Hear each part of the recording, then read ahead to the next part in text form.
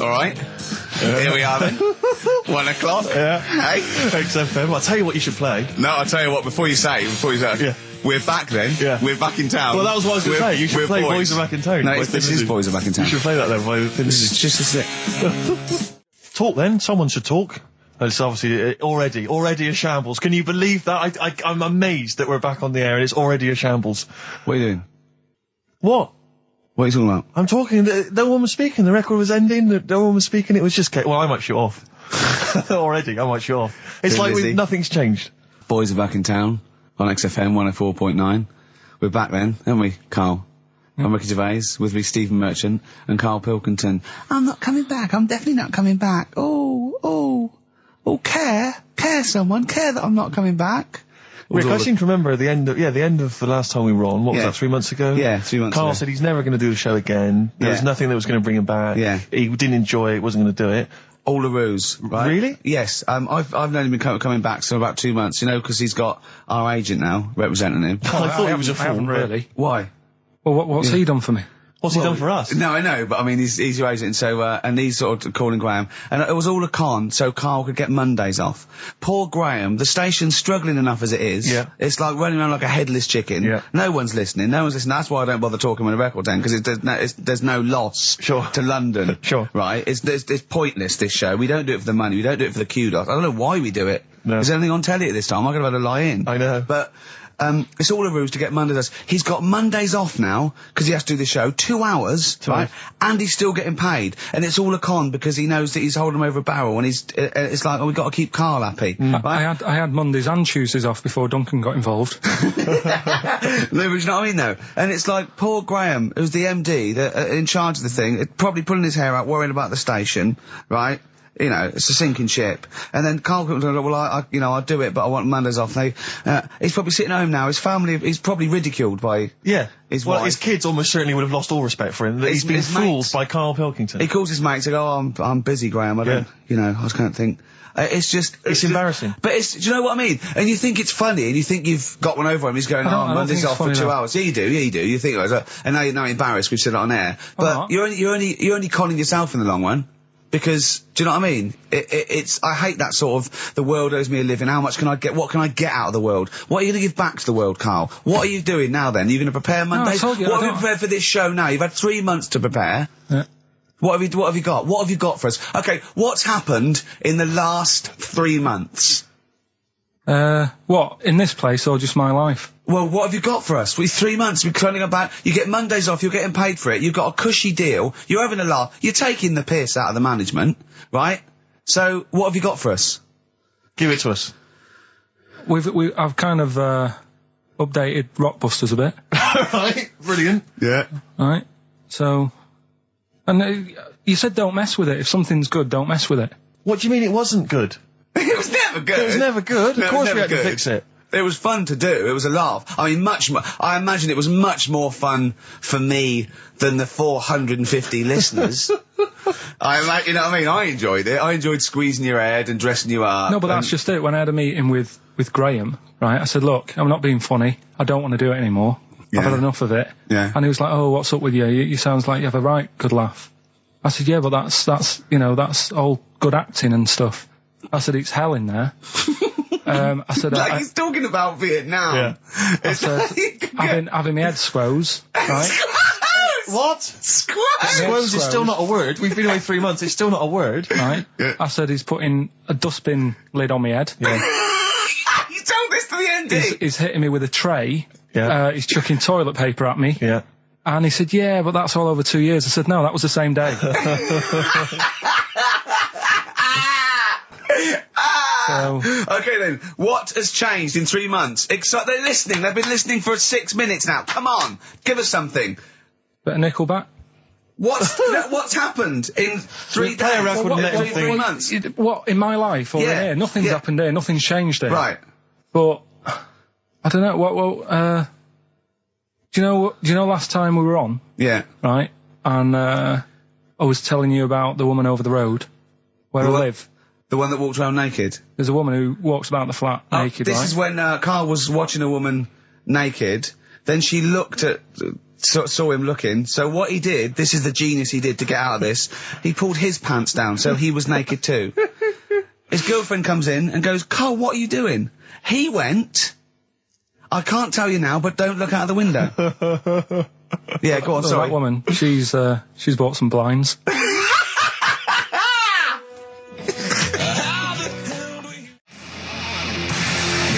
Darkness. I believe in a thing called love on XFM 104.9. I'm Ricky Gervais. You're Steve Merchant. Sure. That's little Karl Pilkington over there. Where is he? There he is. There he is, yeah. All right. Yeah. Hey. Back together again. The old gang. Yeah, it started last week. Yeah, I think triumphant return. I think it went well last week, didn't it, Karl? Good show, wasn't it? You loved it, didn't you, Karl? Brilliant, right? Yeah? Yeah. Now, you weren't speaking to Suzanne last week at this time because you said she had a haircut, probably quite an expensive haircut. She's a lady in media. She's got to look good. She probably doesn't go to the barber like you or just shave it at home. Probably spent quite a little bit of money on it. She came home. She thought, well, my sweetheart, my lover, my sweetheart, you know what I mean? The man in my life is gonna love this. Well, he adores everything about me. He's gonna love my hair. She walked in. Hello, Karl. All right. You look like Dave Hill from Slade. Is what you said to the poor woman. And then talked about it on air. She was furious about that. So what did you do? Karl?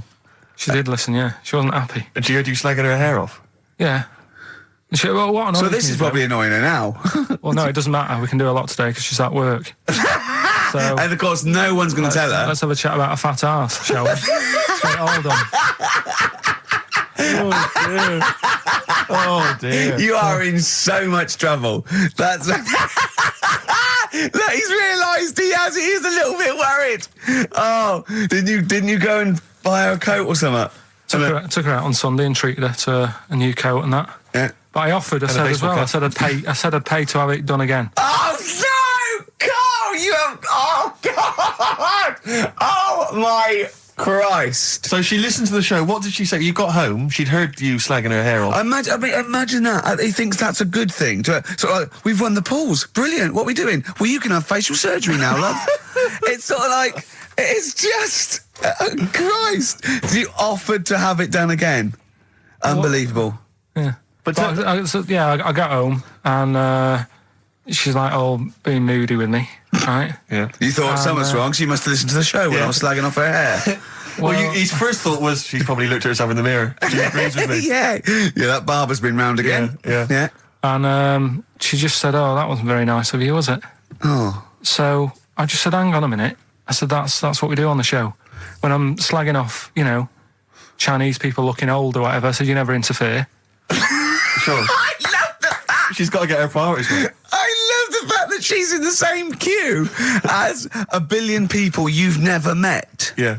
That's fantastic. She's in the same queue. Well, he didn't complain when I was slagging off. Karl, I don't think Karl has ever admitted he might be in the wrong. Ever. Certainly not to you or I. So did you admit... That is so true. Isn't it? That is so true. He's never admitted that he might be in the wrong. So did you, in this instance, agree that maybe you'd overstepped the mark? No, I just said she took it badly. Do you know what I mean? It's only a haircut. Yeah. Yeah. Well, Steve, you haven't seen it, so you can't start interfering on this one. No, okay. No, I haven't seen it, but I very much doubt she looks like Dave Hill from Slade, who, if I'm unless I'm mistaken, used to cut his hair with garden shears blindfolded. Well. So, you know what I mean? And did her teeth stick out and she started speaking with a Brummie accent as well? I've got used to it now anyway. So, and so did you bought? So at some point you came crawling back and you said, "Do you want me to buy you a coat?" I just said, "Let's leave that. Let's go out and have a good weekend." Sure, but get your hat before we go.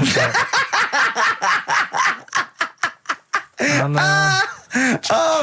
treated her to a new coat and that. It's a nice coat, so people will look at that rather than looking at the head. So does it do flash? It's got obscenities across the back. If anyone who knows Karl's girlfriend is listening, tell her. And maybe you're a work colleague and you're listening to the show. Because I think this is terrible. Get her to phone him now. Get her to phone him now. I mean, forget her phone on the XFM number. What's the fat arse complaint line? Because you are in deep shite. That's Michael Stipe and his boys from Rapid Eye Movement. Bad day. I hope you're not having a bad day. It's Saturday. It's 1:05. I'm Ricky Gervais with me, Steve Merchant and Karl Pilkington on XFM 104.9. Big up and a big thank you to Alex Zane for the last 3 hours. I could do How long it. could you keep going with That's that? it. That's it? That is it. Because you see, Alex Zane, we came in while he was doing his last link, and he's an absolute pro. He really is. I was watching him, and he was, at home, you probably think that he's giving you his full attention. He's not. He was looking through a listings magazine, probably figuring out what movie or theatre piece he's going to check out, with a lady later. Yeah. Probably going to cruise down there with a couple of, chicks. And he really is an absolute pro. Yeah. Looking at you, Ricky, and it's you can sustain it for a while. Yeah. You're a talented performer, but it's sort of, I don't know what it is. Is it concentration with you? It just ebbs away almost instantly. And you try and do 2 things, 3 things at once, but normally on air, that's you eating, picking fluff out of your belly button. I never once, when we were on the set, we were filming The Office, and I'm trying to put off actors, just coming up ways, instead of remember lines, coming up ways to sort of ruin the shot or make them laugh. And you came out and went, Rick, it's like having your own TV show isn't interesting enough for you. Yeah. Just concentrate, it's lunch in an hour. Yeah. I went, all right. Well, the radio show, even less so. I mean, you really can't be bored. How long do you think your interest you sustain your interest? I came in too early because I got bored just before we came on air. Sure, okay. I came in too early. I got to stop getting the cabs early. Yeah, so you're bored now. I think I've got to get about 5 to 1, and then I think that'll last me till about 1:30. Again, as he was saying that, he's not giving you his attention. He was kind of leaning back. He's put his feet up now on the desk. Haven't I? And this CD rack's in the way. Sure. Well, you get yourself comfortable now. Get yourself settled. And then sort of... Because a lot of people will move the... There's the microphone moving now. That's the squeaking going on. You've broken the CD rack. You could actually, of course, you could move the CD rack by getting up and moving it. No, that's too much effort. You've got to try and do that whilst angled on the seat. I'm nearly laying down. It's almost horizontal. It's the most you can get. Well, I'll tell you what. I don't know what those listeners are thinking of what Steve Merchant say, but don't believe a word. All right? Oh, nice. Classy. Yeah. 5 minutes past 1 o'clock on XFM 104.9. Ricky Gervais, Steve Merchant, Karl Pilkington. A retro cut there, Thin Lizzy. Don't believe a word on XFM 104.9. I'm Ricky Gervais, with me Steve Merchant. Bubba-doo-boo. Who's that over there? It's Carly Pilk Boys. You all right, Carl? Oh, that's clever. How you doing? Yeah, I'm all right, yeah. Yeah. Wallace Chambers, Kings of Leon on XFM 104.9. I'm Ricky Gervais, with me Steve Merchant and Karl Pilkington. And England are world champions again then, so... Oh, it's brilliant. It was amazing, wasn't it? See, I'm not a rugby man at all. I never watched rugby. I think the last time, was when we won about 12 years ago, whenever it was. And I got into it last week because I realised we were doing so well. I'll watch England win anything. Yeah. Do you know what I mean? I don't care what... In fact, I wasn't into war when I was little until I realised we were so bloody good at it. We are really good at it. It's brilliant. But, yeah, fantastic. Yeah, it was great. Right, that's the rugby thing over. What next? That's it. That's all I've got. That's all I had today. It does steam me... Sometimes I watch it and it does remind me of when I play rugby, because one of them will boot it down the field, and then someone will catch it and boot it straight back again. Yeah. Which is essentially how we play rugby. I was made to play rugby. I had to play rugby. And I don't think I'd get rid of the ball so quickly. Yeah. I don't think I ever got tackled or fell over. Yeah. I think I touched the ball about 20 times in the 2 years it was compulsory. Yeah. I was terrified.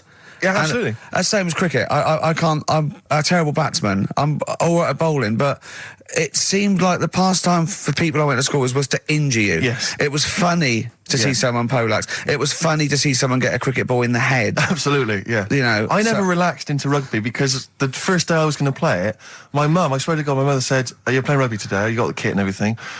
Enjoy it, be careful. There was a kid at my school who broke his neck. And thanks very much for that. See you later. So I just went to school absolutely petrified. One thing, broken neck, is that or you get better in a couple of days? Oh, you can find your wheelchair. No. Enjoy the game, though. Yeah, no, it was absolutely petrified. I was just petrified from that day. See, at least American football, got helmets. The helmets. Yeah, but anyway, no injuries, thank God. Thank goodness. So, well, I tried to play rugby, but it's awkward when you've got glasses. I don't know, there's something about you didn't really play with glasses on? Yeah, of course. I couldn't see anything, could I? I couldn't see anything. How else was I going to play? Oh, my God. And so you're bound to be cautious, because inevitably you're a bit more cautious when you've got glass next to your face. But you were the tallest person on the pitch as well. Yeah. I mean, you were, when you were about 14, you were probably 6 foot already, weren't you? Yeah. And everyone else was, what, 5'2"? Yeah. So you were... towering above them.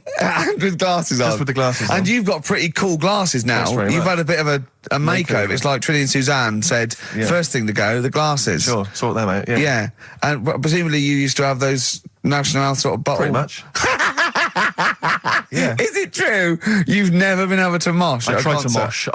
Because I've always watched people stage dive in, moshing at concerts. I've always thought that looks like brilliant. You know, when they ride above like a everyone's wave, heads, like they're surfing across someone's hands. Yeah, And everyone's like, yeah. And I always wanted to do that because I'm a big rock music fan. And the only time I did mosh was at Rage Against the Machine. I tried to mosh at Rage Against the Machine. I love the idea of a band called Rage Against the Machine, aimed at a man with glasses who won't mosh. Well, it was at the Reading Festival, and I think the lead singer, I forget his name, he went, can I just remind everyone that racism and fascism are on the rise in Europe again. Let's not let it happen. What did you do? And we all cheered, obviously. I mean, if there's one thing that guarantees a cheer at Reading Festival, it's down with fascism. And what did they do about it after the concert? Pretty much went back and... went home and had a cup of tea? Probably, I don't know what they got up to. They didn't go to Europe then and try and start... I don't think they got involved politically in Europe. I think they just continued to rage. Against the Machine? Yeah, but largely in America, I think. Sure. I tried to mosh, and I got moshing, and glasses flew off.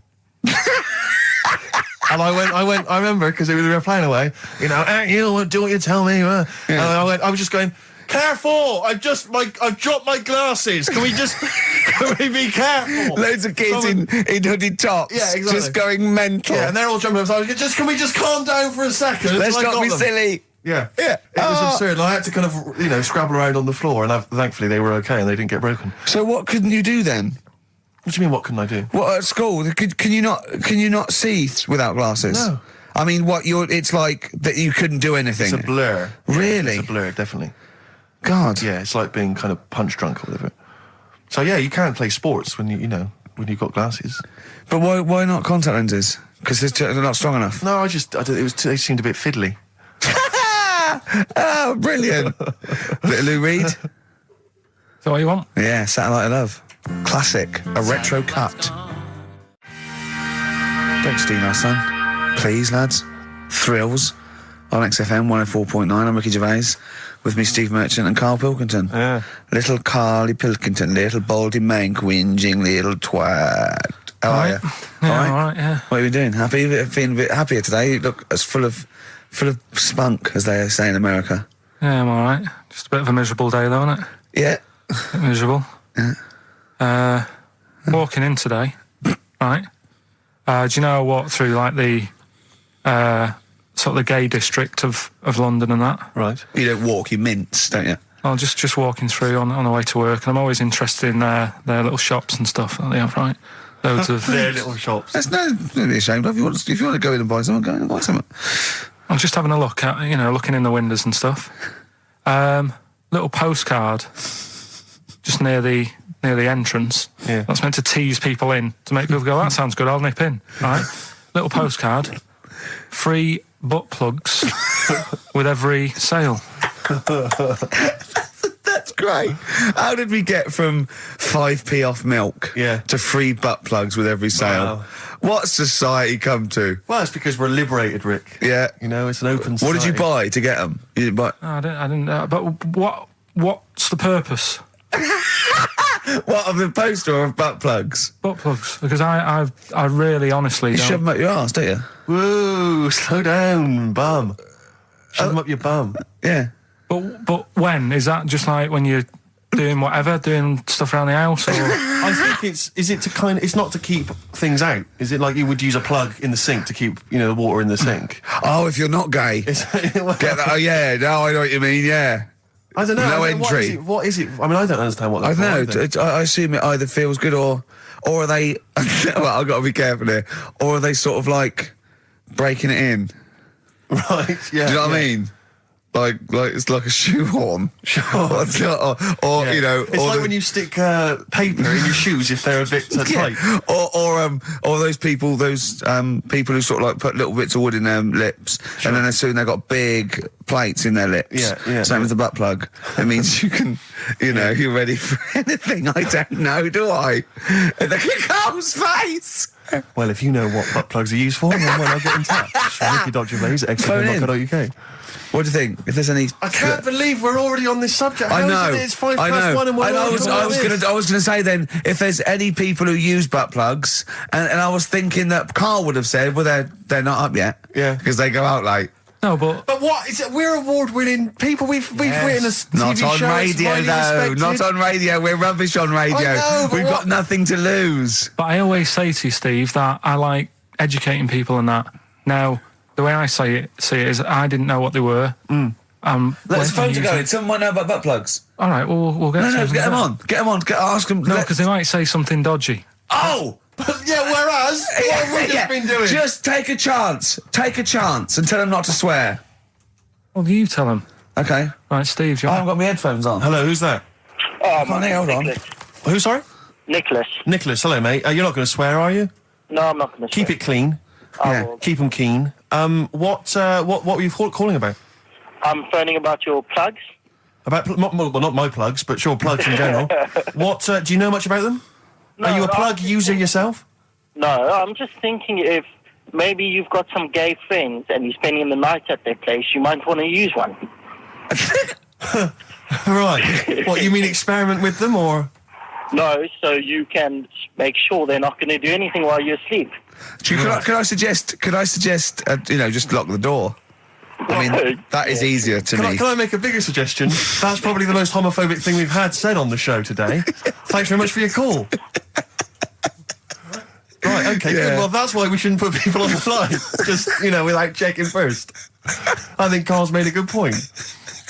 That's the calibre of listener we've got. Jet, are you going to be my girl on XFM 104.9? I'm Ricky Gervais, with me Stephen Merchant. Over there, little roundy bald head of Karl Pilkington. Good news and bad news. Good news is, boys are back in town, we're here for 2 hours. Hello.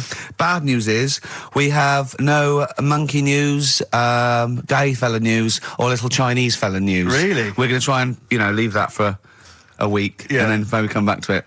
Yeah. Why do I get the feeling that within 20 minutes we'll be talking about little gay Chinese monkeys? Carl, think of that. We have got monkey news. Have we? Oh, yeah. So we've already broken that promise. Oh, okay. I thought we were going to try and sort of talk about something else. I've just done Jonathan Ross show, and they don't talk about the same things every week. It's weird. It is weird. But, or as Carl says, weird innit? Yeah. So, gave this show about 5 plugs. Nice one. Yeah. So, I think we'll get upward of 800 people listening. Oh, double. For the first 2 minutes. Yeah. And then turning back. They're already switching over. I'd have thought so, yeah. I spoke to my friend yesterday. He's a little bit of an old fella, and he said that for his own amusement, he had an iPod in his car, and he bought a little sort of transmitter, and he could transmit the music from his iPod to sort of just beam it, kind of as he was driving along, to sort of passing cars. What do you mean? Make their radio play it? Well, but if they had it in the right frequency, yeah. I mean, pointless, completely pointless, but not dissimilar to this show, I imagine, in terms of the number of listeners. Yeah, but I was going to say, what's the chances of people having this frequency Absolutely pointless. So it's probably about the same, yeah. Do you know what it reminds me of? When I was young, I wanted to get into radio. I was excited in radio. When I was sort of in my, I don't know, I was 11 or 12, my friend and I, we got a little mixing deck, and we used to host our own radio show. Brilliant. From his bedroom. We didn't have a transmitter, so we'd put some speakers in his front garden, in some bushes, and sort of broadcast it to people who were walking Again, by. probably over the week more listeners than this show. Almost certainly. I love the idea. It never happened, but I always was hoping that maybe some girls would just come by and just like sit and listen. These guys are great. I don't know where these sounds are coming from. It seems to be that bush, but... Or Noah Ledman's coming along going, who are these guys? Yeah. Can you get on my breakfast show? Can they stand in for me when I go on holiday? Yeah. Yeah. I did I did sort of pirate radio. No, go on. Got into hospital. yeah, the normal radio, but you had an eye patch on. Go on. Dad was in hospital, right? And he was having some operation done, right? And went to see him and didn't have that much to say to him, right? So I was sat there. Well, it's awkward, though, isn't it, when someone's ill? Yeah. Sure. And you don't know Boring, isn't it? Boring. So I was flicking around on that little radio thing they have. Yeah. And they had a radio station in the hospital, so I said, I'm going to go and join this. So I wandered off to go and find it. Yeah. Sort of joined that. Did a little show on there. Thought I can sort of get out to the masses here. My mate made a little transmitter. Did a little pirate radio show from the... got kicked out because they found out, and apparently I put the station at risk because all the stuff could have been taken off us.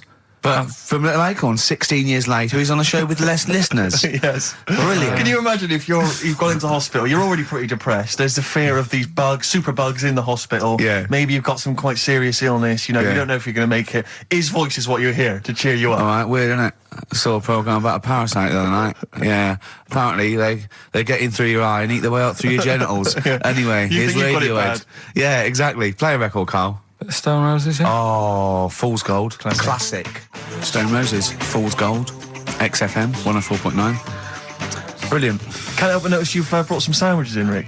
What's in them there? Cheese and onion. Cheese and onion? Yeah. Because I've never, ever seen you make sandwiches before. I've seen you take a piece of bread out of a loaf and sort of fold it in half. Crumbs everywhere. Well, Jane made that for me because I was in a bit of a hurry. I didn't think for a minute that you Why? Because it looks neat. Well, they're wrapped in the tin foil. A knife has been used. As opposed to chewing round the baguette. Exactly. Yeah, breaking it in half. Yeah. Albert Steptoe. Yeah, brilliant. Yeah. Nice. It's great, but the onions are strong. Are they? Making my eyes water. Yeah. If I can't breathe on you, it'll cure any sort of skin disease you might have. Skin disease. We watched that, Karl. You know, that Karl was raving about that thing about parasites, about worms coming out your brain and that. And I watched What is this? Is it a TV show? Yeah, called Body Snatchers. Right. And it was pretty fascinating. And, I mean, amazingly shot as well. I mean, it's got to win an award for photography. Yeah. And there was one bit that this little girl had been bitten by a mosquito and laid her eggs, and it went to the doctor. She had a lump on her neck, like a boil. And they pulled it out, and it was like a bullet, this maggot. And they put it down, and it was wriggling in her blood, right?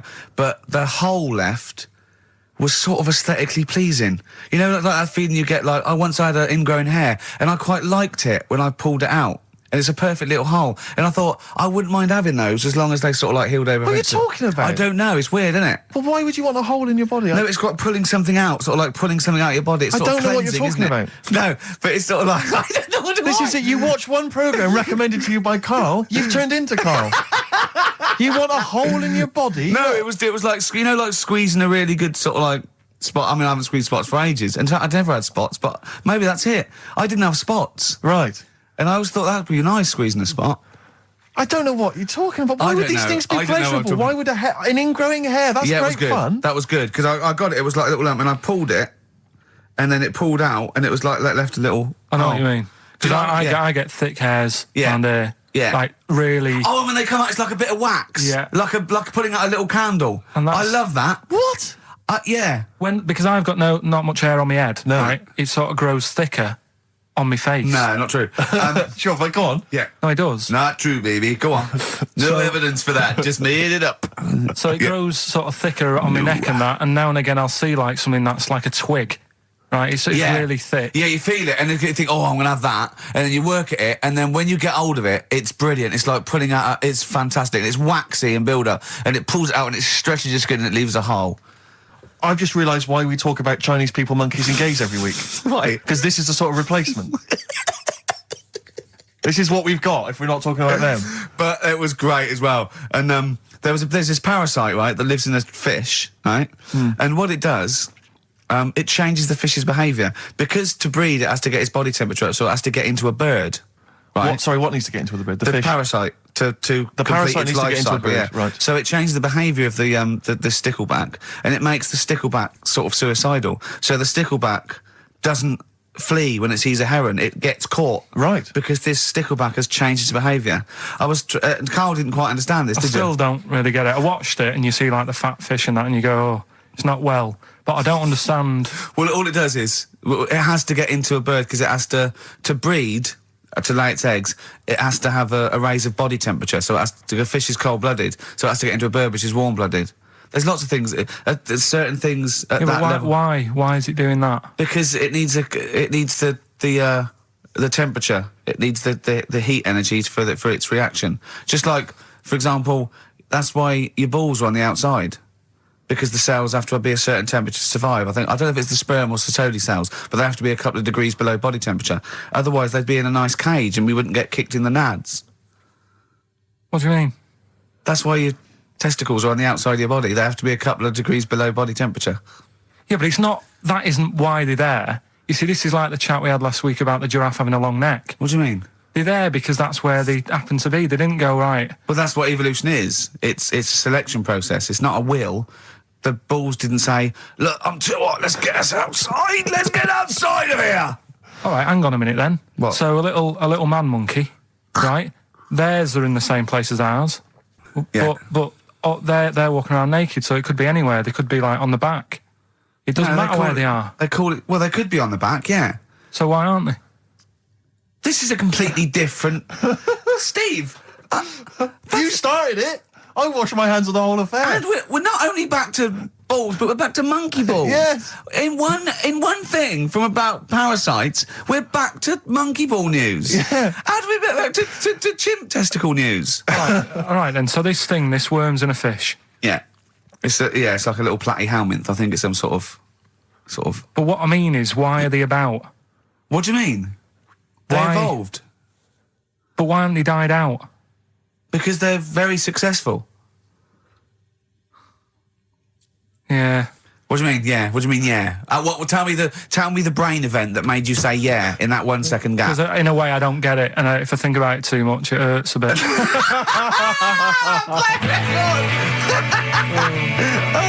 They've just been around for years, Carl. Yeah. Like Cliff Richard or something like that. Yeah. Roll Over DJ by Jet on XFM 104.9. I'm Ricky Gervais, with me Steve Merchant and Karl Pilkington. All right, Karl? Yeah. Bit miserable today, Karl. Let me explain why. Go on. Steve, and to you, the listeners. Well, we came in to a big bunch of stuff. Dropped our fight. Was it Becky from Marks and Spencer? Just like lovely stuff. Food, presents for the cat, books, just, to Ricky and Steve who do the show, right? Ricky Gervais and Steve Merchant. GQ presenters of the year. Creators of The Office, right? Award winning. Carl's looking over, I go, maybe, it's not for you, no.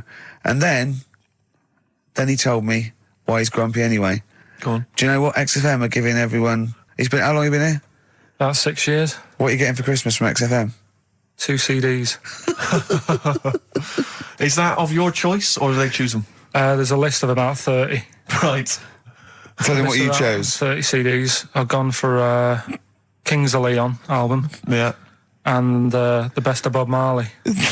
Haven't we given them away in the past or something? Or you could have burnt them off, couldn't you? You could have done copies. Illegal, but you could have done that anytime you wanted. I don't think Bob Marley minds if you bootleg his CDs.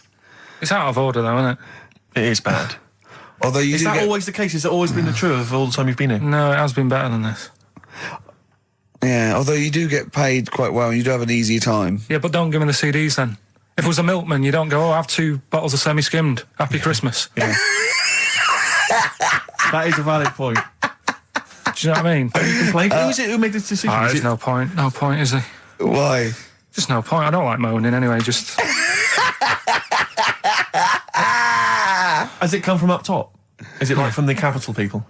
Just everyone. That's what everyone gets. Yeah. Yeah, but will Christian get 2 CDs for getting up at 4:30 every day for about 5 years? And keeping this station afloat. Probably. Yeah. So that's why I'm a bit fed up. What do you listen to first, Marley or Leon? Well, you have a bit of Marley. I'll tell you what Marley's good for as well. You'll go have a little beach holiday, aren't you, over Christmas, going to Lanzarote? Listening to that on the beach, you'll realise how wise XFM are in the long run. You go, well, look, they could have given me 400 quid, right? I'd have spent that. But this is, the legend lives on. That keeps on giving. So you're probably, you know what I mean? Think how much what you got to think of is how much all his great songs took, not only from the depth of his soul and, all his sort of angst and knowledge and love, and then all the studio time, the marketing, and they're just giving you one like that. They go, don't worry about that, Carl, just have it. And you go, what? All the time we spent with Bob Marley and everything. You go, have it, Carl, have it, Carl. And Practice. Have that. Thanks, well done. Carry on. We're still going to pay you for the work. Yeah. That's just something on top. Here's a little piece of Bob, free. Yeah, so don't moan, it's extra. So, they didn't have to give you it at all. Play a record, you ungrateful little swine. Some people, like the homeless, aren't getting anything this Christmas. This is my favourite Elvis Costello track of all time. It's Alison. This wasn't on the list. Right. What? Ricky and Steve are here. Karl Pilkington is away today, so Mr. Ian Cantfield is... Stop it! This is my signing off link. Right, look, I'm running into your show now and it's your fault. Mr. Ian Cantfield's with Ricky and Steve today. Jimmy Carr's on X-List duty tomorrow. If you didn't get a request in, I'll see you 10 o'clock next Saturday. Merry Christmas. XFM. Comfort and Sound by Feeder on XFM 104.9. I'm Ricky Gervais. With me, Stephen Merchant. Hello there. But no Karl Pilkington. No Karl. He's in Lanzarote. But we have got a very, very special stand-in.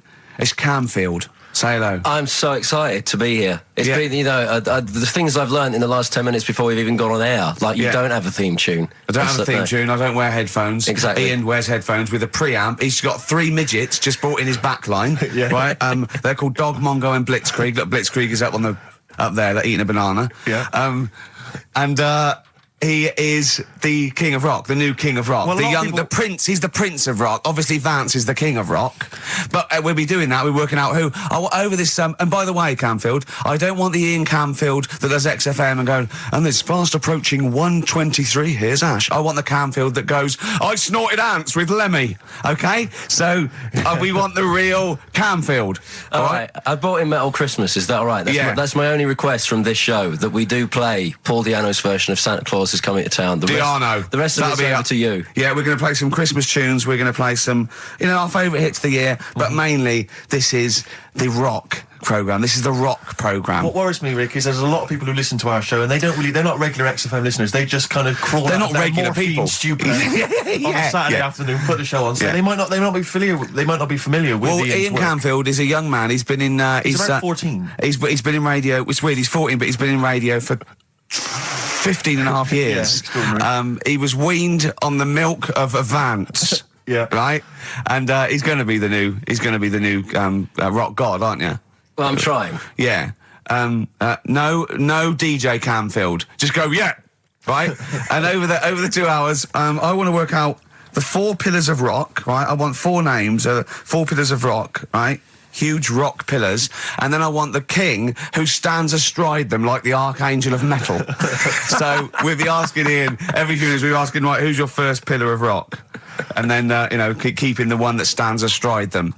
Okay. And how many do we need? Well, we need 5 names then, don't we? The 4 pillars of rock and who stands astride them. Right. Okay. Like the Overlord with these Axe Attack albums. Yeah. This is Oasis. Christmas. That was the record before us, and here we are, pre-recorded, because we did this a few weeks ago, because we're not here at the moment, are we? We're away in that. I'm Ricky Gervais, with me Stephen Merchant. Hello there. And Karl Pilkington. He's not actually with us. He'll be in some of the best of clips that will be coming up shortly. Yeah, this is just us, isn't it? This is just us. We did this, when did we do this, Rick? A couple of weeks back. Hold on, what is it? It's the 27th today. Yeah. I enjoyed Christmas. I loved Christmas. I loved Christmas. I had a great time. What did you get? Loads of presents. So did I. I'm glad they made it to number 1. Oh, I'm really glad. Stroke, he, she. Yeah. I'm really glad that the pop idols, Cliff Richard, Westlife, made it to number 1. Bo Selector. Yeah, just delete that. Okay, well, we're going to play some of the best of, some of the greatest moments of the last 3 weeks. Yeah. Ever heard on XFM 104.9. What about this? Do you remember this one? Oh, which one is it? I'm Ricky Gervais, with me Steve Merchant. Over there, Karl Pilkington. The man who believes anything. I think it might be a condition due to his little round head. Mm-hmm. It's sort of like, it might be a new condition that we can call cranial spherity, and because it presses on his lobes, and the only sort of upshot of that is he's normal in every way, but he believes everything he reads or sees on Anna Nova.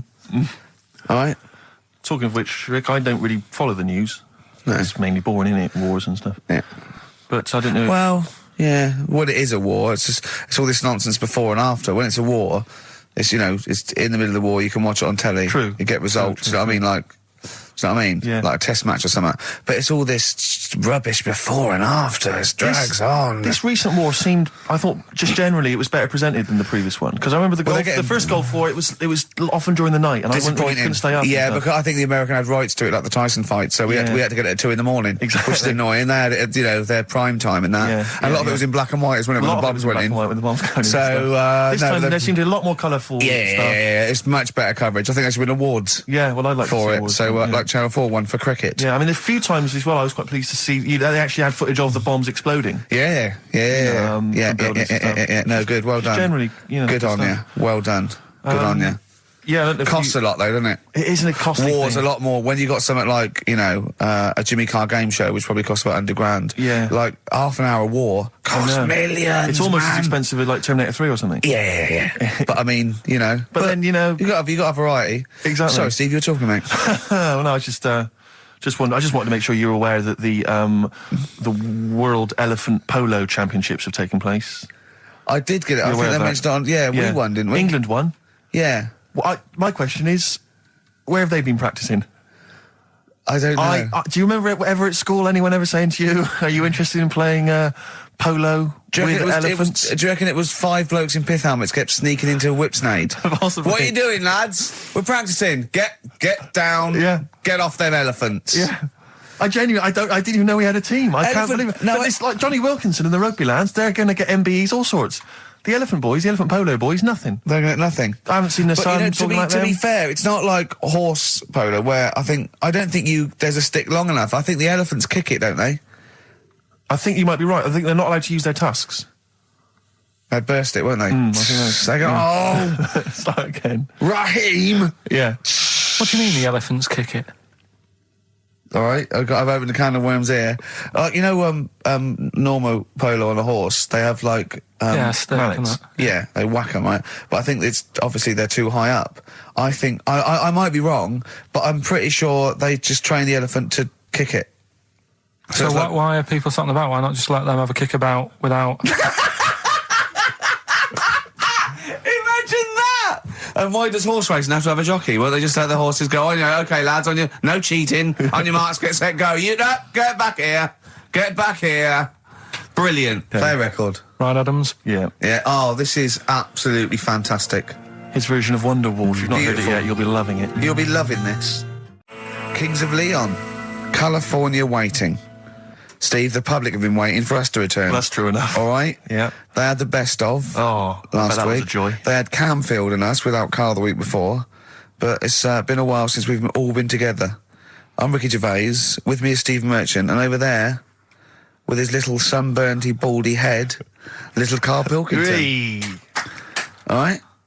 Yeah. That wasn't Steve slapping me head then, by the way. No, that was just him clapping at, like, Steve Wright in the afternoon. It's a great show. Because it is a good show. Yeah. He's so pleased that we're a posse.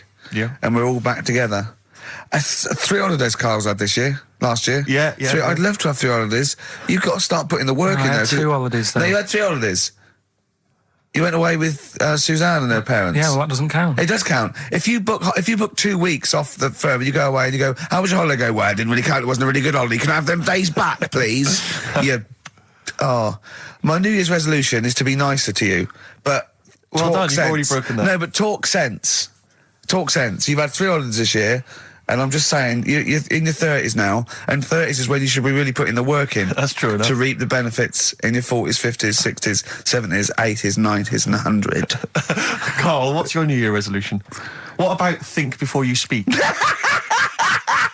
worth... See, I'm allowed to laugh. I'm allowed to laugh at things other people say, Karl. That is a good suggestion. How was your holiday, Karl? It was all right. Right, brilliant. But that I don't see on the ratio of good to bad in Karl's mind. That might be amazing because we never hear him sing the praises of anything. I'll tell you what. Can we have a cracking little tune and then come back and hear about Karl's holiday? I'd love to do that. Let's keep it tight. Snow Patrol and Run on XFM 104.9. I'm Ricky Gervais. With me is Steve Merchant and Karl Pilkington. Yep. That's 3 for 1. I don't know. All right. Exciting. News. Breaking news is that there was only 2 more weeks of us before we have to go away on a little extended break again.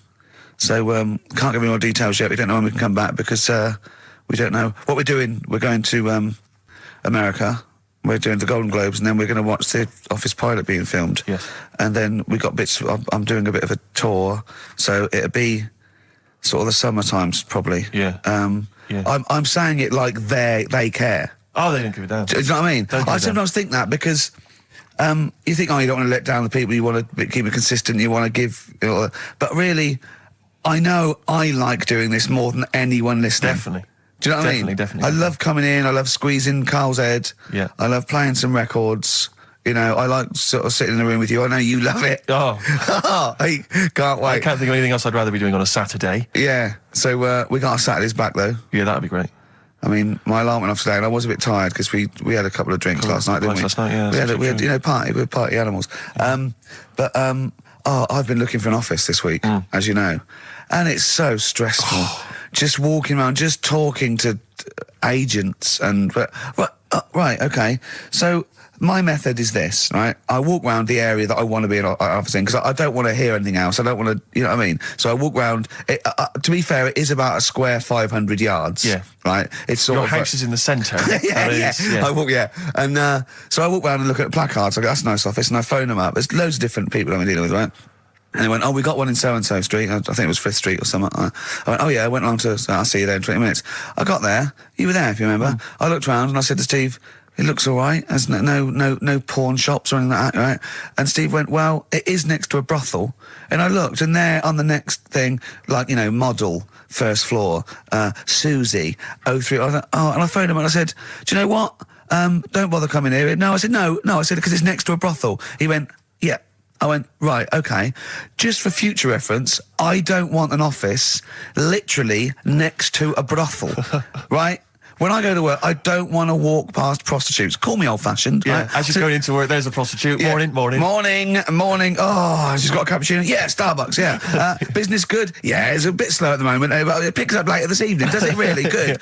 And I said to him, I've got so my New Year's resolution is being like a little fascist when it comes to business. And I said, also future reference, no crack dens and no wild animals in the porch. And I just can't believe it. There's always something wrong. We went to one, right? It got there, right? And a woman said, oh, I'm new here. She didn't know what keys she was using. And she went, it's the 3rd floor. And she went, no point, we won't both get in the lift. I went, right, will you get a desk in the lift? Right, she went, I've got a chair in the lift before. Brilliant. So, just find me an office, Rathbone Place, sort of Percy Street, Charlotte Street, Dean Street. Yeah. Yeah. 1st or 2nd floor. I'm worried we're going to get emails from estate agents, phone calls from them. You know what those people are like. But I don't look at the emails. True. Fair enough. So, play a record. Enough. Fortune Faded by Red Hot Chili Peppers on XFM 104.9.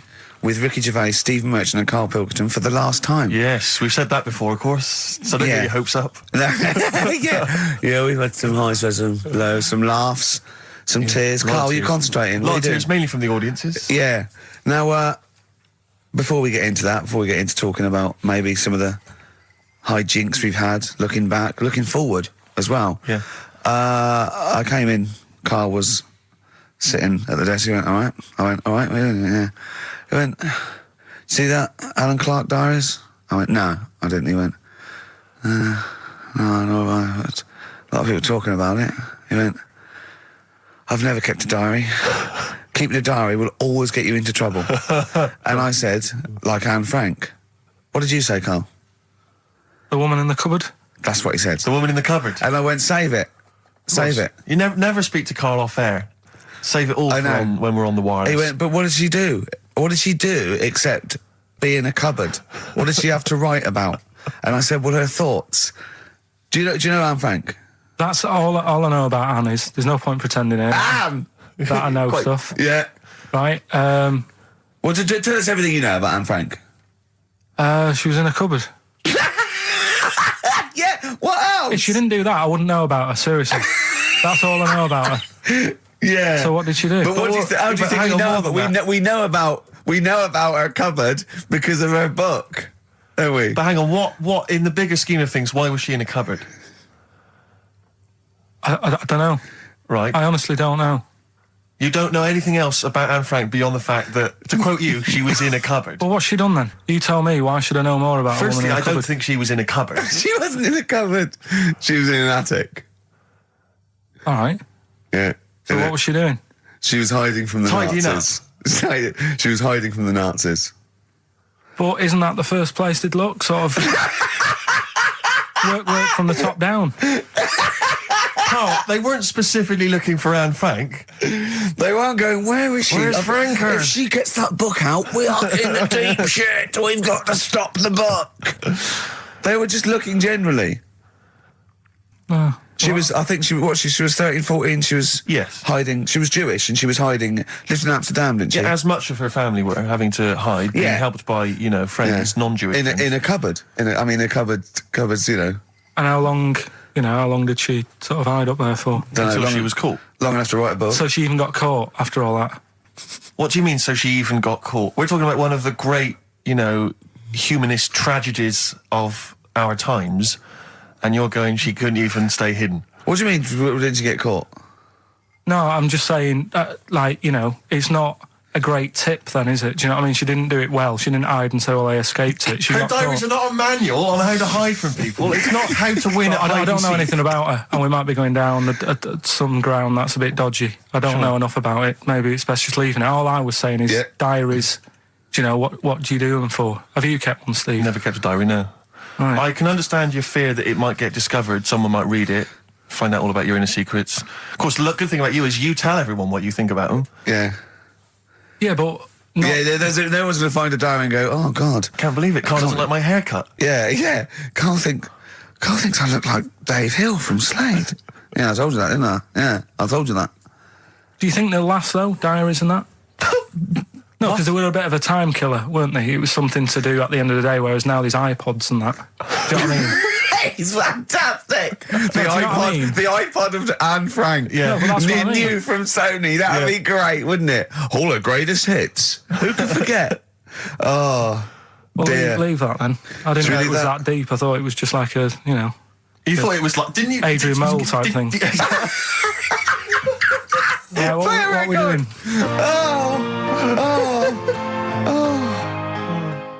Since you've been gone, Rainbow. Since we've been gone, Steve. What's been going on, mate? Well, so much has happened, hasn't it, in the world? Politics and stuff. There's been an election and the like. I'm Ricky Gervais. With me, Steve Merchant, and our producer. I say producer.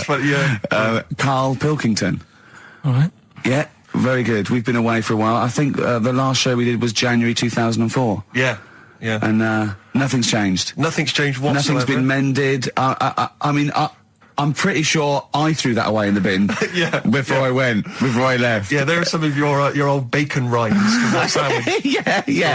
The spare ribs on the floor. Yeah, nothing's changed at all. Oh, no, that's not true. The listenership's changed. It went down slightly, didn't it, on the last radio show? Well, I don't know. I don't know. Is that what happened? Did it go down slightly, Carl? A little bit, I think. I don't think XFM gets new listeners because I think what happens is, because the reason it goes down just very slightly each time is that their old listeners die. Yeah. Definitely. Old Cure fans dying of... Yeah, smack addictions. Gout. Yeah. But anyway, I haven't listened to this station for a year and a half, so that's increased by 1, which is probably quite a high percentage. Exactly. I suppose that my question, to you, Rick, would be, why now? Why have you come back now? I was a bit bored of sitting at home. Okay. Yeah. Because we're just here for 6 weeks. 6 weeks. Well, we're standing in for Adam and Joe, aren't we? Yeah. Yeah. How the tables have turned. I remember when they were standing in for us, but... Yeah. I don't know. But the only reason I'm here is because my housekeeper cleans between 1 and 3. Oh, right, that's a good idea. So I just got to get out of the house. And, Are they listening to XFM? Well, no, she doesn't speak English. I'm not made of money, Rick. Okay. If I can help out, a young immigrant lady, then I will do. And there are so many things I can do for her in so many ways. Yeah. But her, picking up my old tea towels and stuff is ideal. So that's why I'm here. But all I'm worried about is I think people kind of associate with the name Ricky Gervais. They associate a certain level of quality. Your live stand-up DVDs, there's a level of quality. You've put a lot of work into them. You've honed it. The TV work you've done, likewise. Should people expect the same from the radio show? Definitely not. No. Definitely not. those things that, you know, you sit down, we sit down, we write them for a long time, write them for a year maybe, then film them, and we worry about everything. This is, I'm not even sure I'm talking into the mic at the moment. I was actually doodling, as you saw there. Yeah. I'm eating a sandwich as we speak. Yeah. You know, although we do like music, that is true. That's absolutely right. Should we play some great records? Let's play a great record now. Coldplay, Speed of Sound. Steve, I know you like an insight to my musical taste, but that's my favourite Coldplay track of all time. I just thought I'd just throw that in. Not a fan of clocks? No, I think I've overplayed Parachutes a little bit, and but that's my favourite one. Like it. I'm afraid to say I'm a bit of a Philistine when it comes to Coldplay. That sounds the same as all the other ones. I'm sorry to say. Oh, you'll have to meet these boys one day. Yeah, well, I'll tell them to their face. I don't care. A little bit rock and roll. I don't care. Well, I'm Ricky Gervais. That little funny little Wurzel type voice over there is Stephen Merchant, and with us our producer Karl Pilkington. All right. All right. Whenever we say producer, of course, that is in inverted commas. Yeah. Done with the fingers. Well, he didn't have it. I wanted to play some off my iPod today to record it because they didn't have it here. It's a great track called Anthony and the Johnsons. He didn't even have the lead. He went, right, it's difficult. And he went, is it any good? I went, yeah, it's really good. He went, well, why haven't we got it here already then? Oh, that's the paradigm, is it? If XFM hasn't got it, it's no good. Four Non-Blondes doing well, is it? That's still in the cupboard, is it? Unbelievable.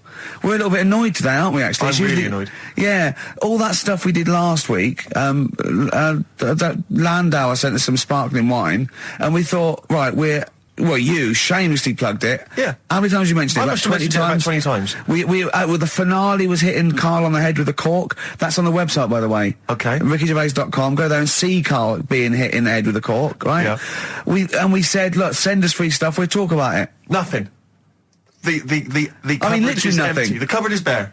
No one has thought. I tell you what, there's those guys from The Office. Yeah. I mean, let's be honest, Rick. We are taste makers. We're opinion formers, you and I. Yeah. And you'd have thought if anyone was going to send us some free stuff. Yeah. You know, it makes me fume. And do you know what it is? It's because PR people and that, they've realised no one's listening. But not only are we going against all our principles and losing our dignity just for some free stuff. And integrity. Yeah.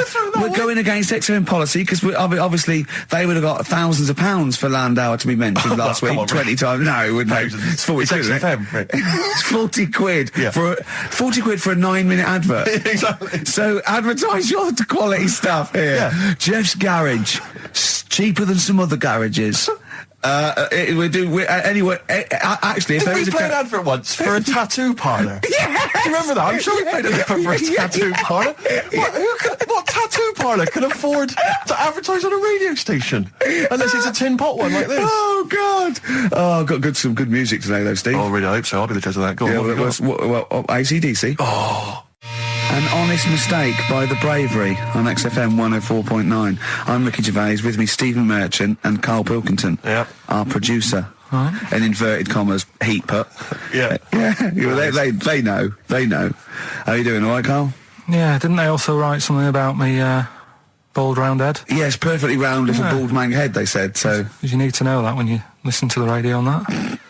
Really matters what my hair's doing.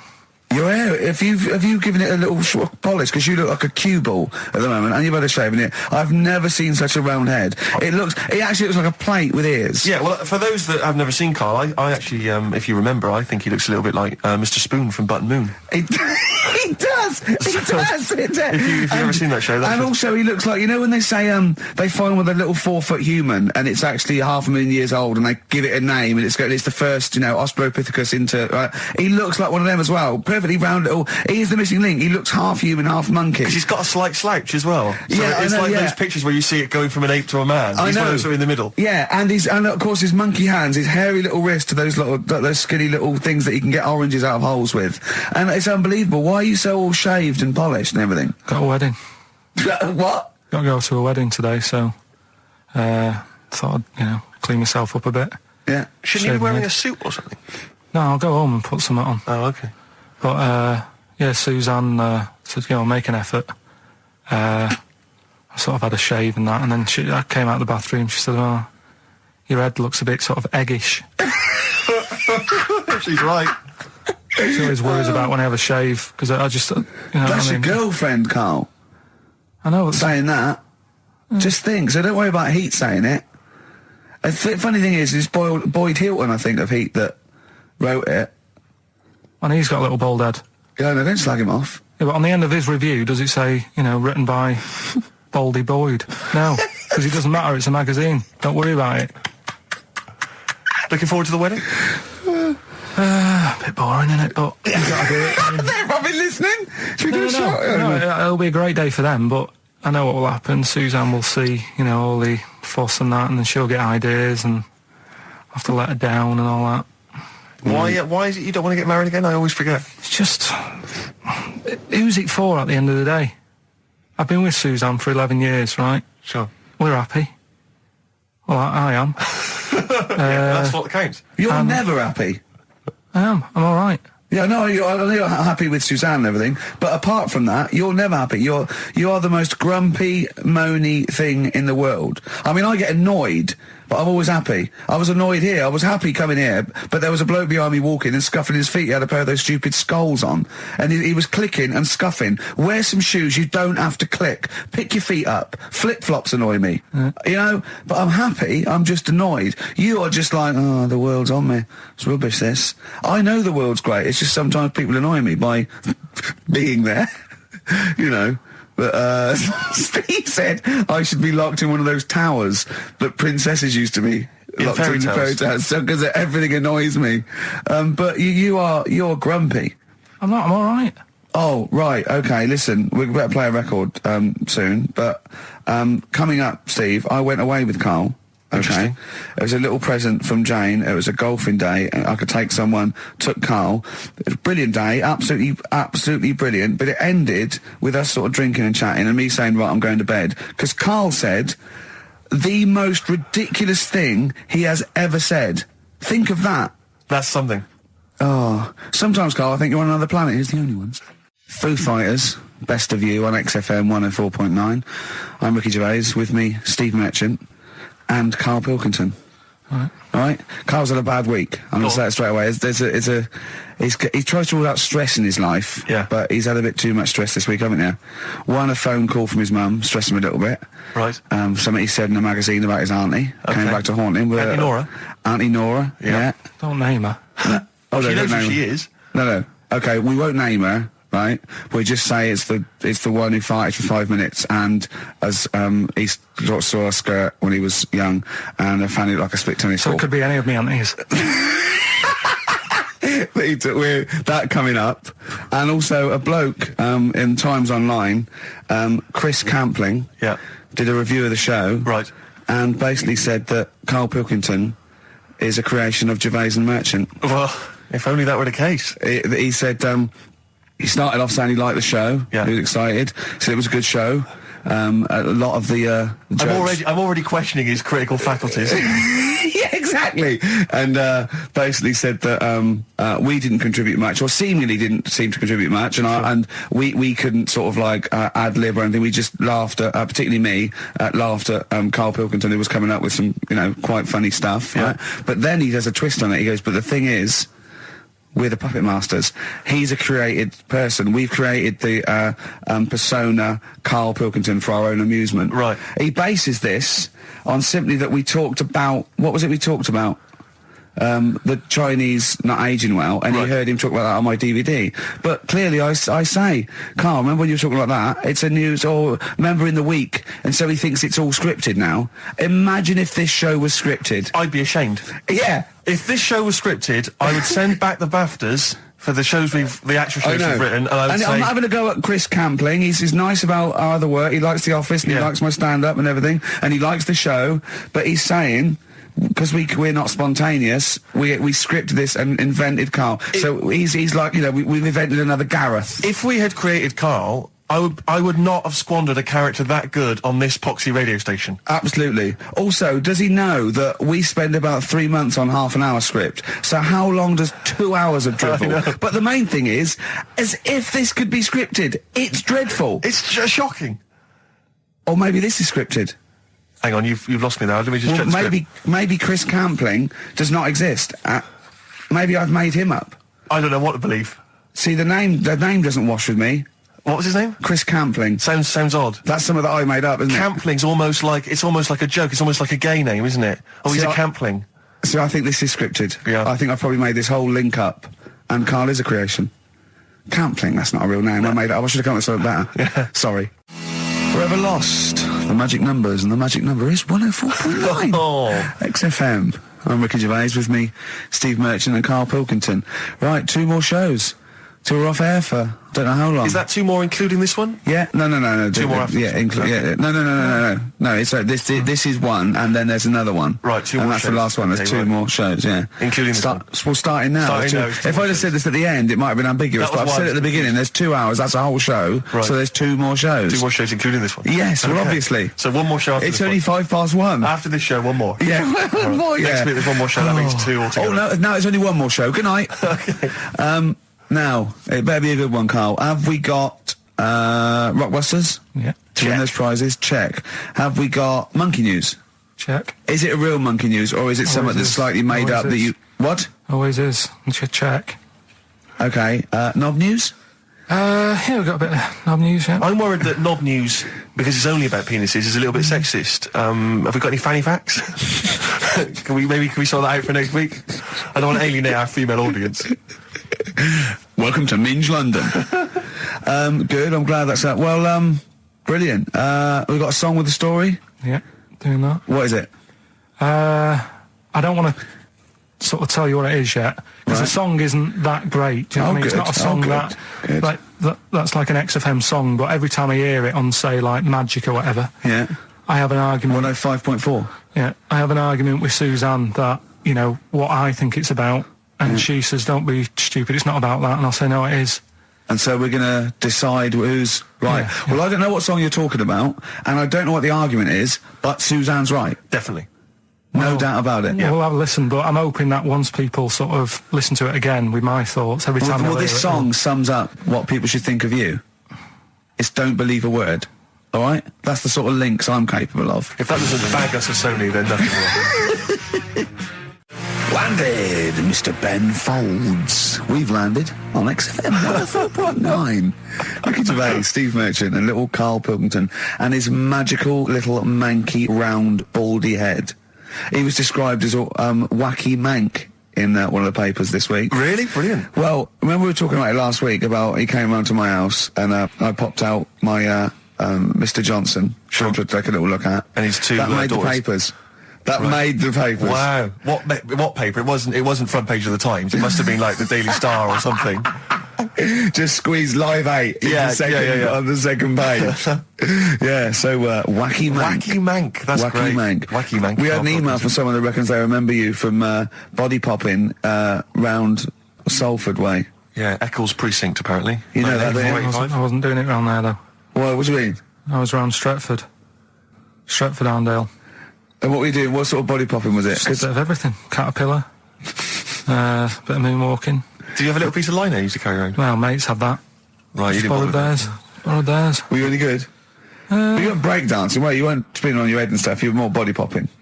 Well, I hope he wasn't spinning on his head, because, you know, that can sort of give you little brain damage and things. Well, it can give you brain damage. Also, it can wear your head down, and also makes your head perfectly round. Yeah. Because the gravity is pulling on. But if you keep on doing it, obviously it's going to wear your hair out, yeah. So you become sort of like a...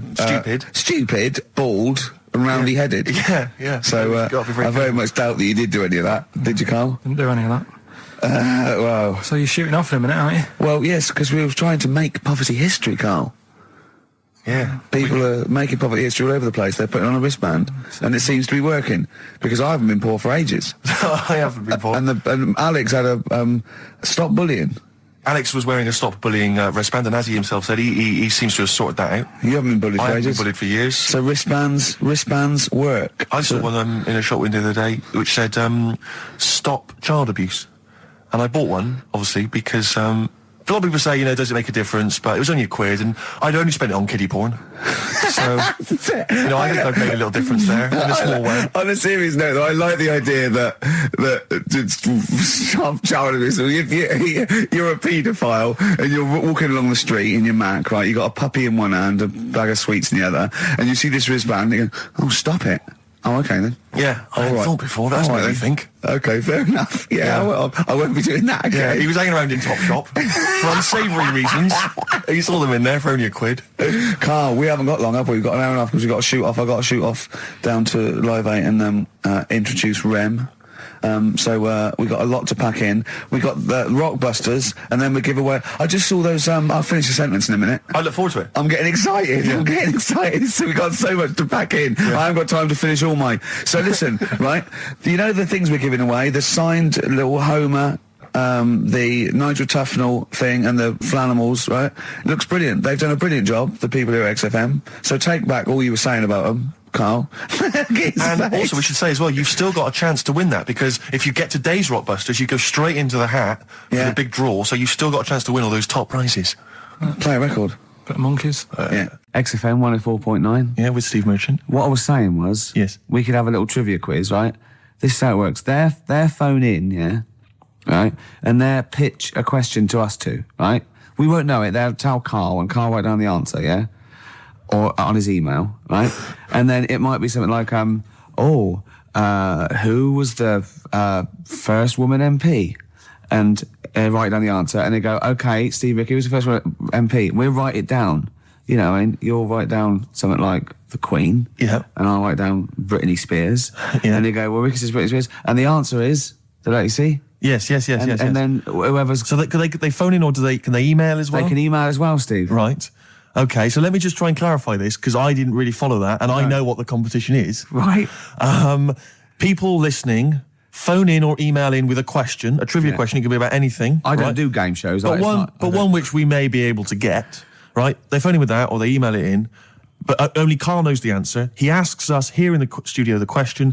Ricky and I write it down independently. We hand it to Carl. We see who's got the right answer. It's like 15-1, but 2-1. And the great thing is that the best question that we'll vote on at the very end of the show can win these 3 CDs. We've got Feeder, Echo Park, The Essential Bob Dylan. That's a 2-CD set, Rick. Maybe keep the questions highbrow to show our intellect, not things like pop and trivia. And good idea. And we've also got this big compilation, Reloaded 3. That's also a 2-CD compilation. We'll start phoning and emailing now. Phoning, emailing go with berserk. Your trivia Absolutely questions go berserk. For Gervais. I'm best at science. Well, don't start giving hints. That's not fair, because I'll say I'm best at films if they want me to. Yeah, but I've already said don't do trivia and entertainment and that. Well, they should do. They should do trivia and entertainment. Music and films is what they should do. No, they shouldn't. Or old TV. That's the cliche of XFM listeners, and I know they're more intelligent than that. They're not, Rick. They're stupid people. They're stupid people, and they only know about a few things. Garbage, Cherry Lips on XFM 104.9. Well, either they really want those CDs or they want to embarrass us. Because the phone lines are going mad. And they are going mad. We didn't even give out the phone number or the email, Rick. Shall I just give it out now? Well, obviously I need to. Well, I ought to anyway, for those that didn't hear it but didn't know it already. Of it. 08700 800 1234. Sorry, that's not 08700 08700, because I started again because I sort of fluffed slightly. Yeah, go on. 08700 800 1234. And when he says he fluffed slightly, that's not how he got into television. Exactly. Ricky.gervais@xfm.co.uk if you want to email the question, and only Carl can see the screen, so there's no cheating. Probably people don't know what fluffing is, do they? No, I don't think so, Rick. Carl, have you had a question? What, already? Are we doing it now? Should we do it now? I think we should just drip them in throughout the course of the show. Yeah, you could one dripping them in. Go on. Ask us a question. I thought this was a good one. It's from Clive. Go on in. Clive? We've got a listener called Clive. Wow. That's all right. Who was the first James Bond?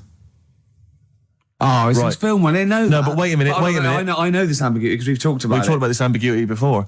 You see, he might be deliberately embarrassing us because the old myth is that someone played it on radio that we all know and love.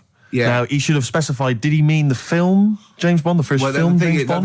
Can I just say, we won't count this one, because the definitive one, I've talked to Glyn about it as well, it's Dr. No was the first one of the team that we... Sean Connery. So Sean Connery's the first screen James Bond. So we agree on that, even if we're both wrong. What did he say it is? I bet he said it was Bob Holness who played him on radio in, like, the 1950s. He didn't say the radio bit, but he said Bob Holness. From Blockbusters. Yeah. And I was drawing a little Blockbuster thing. That's really spooky. That's weird, isn't it? But the thing about that is I'm worried if it might be a myth.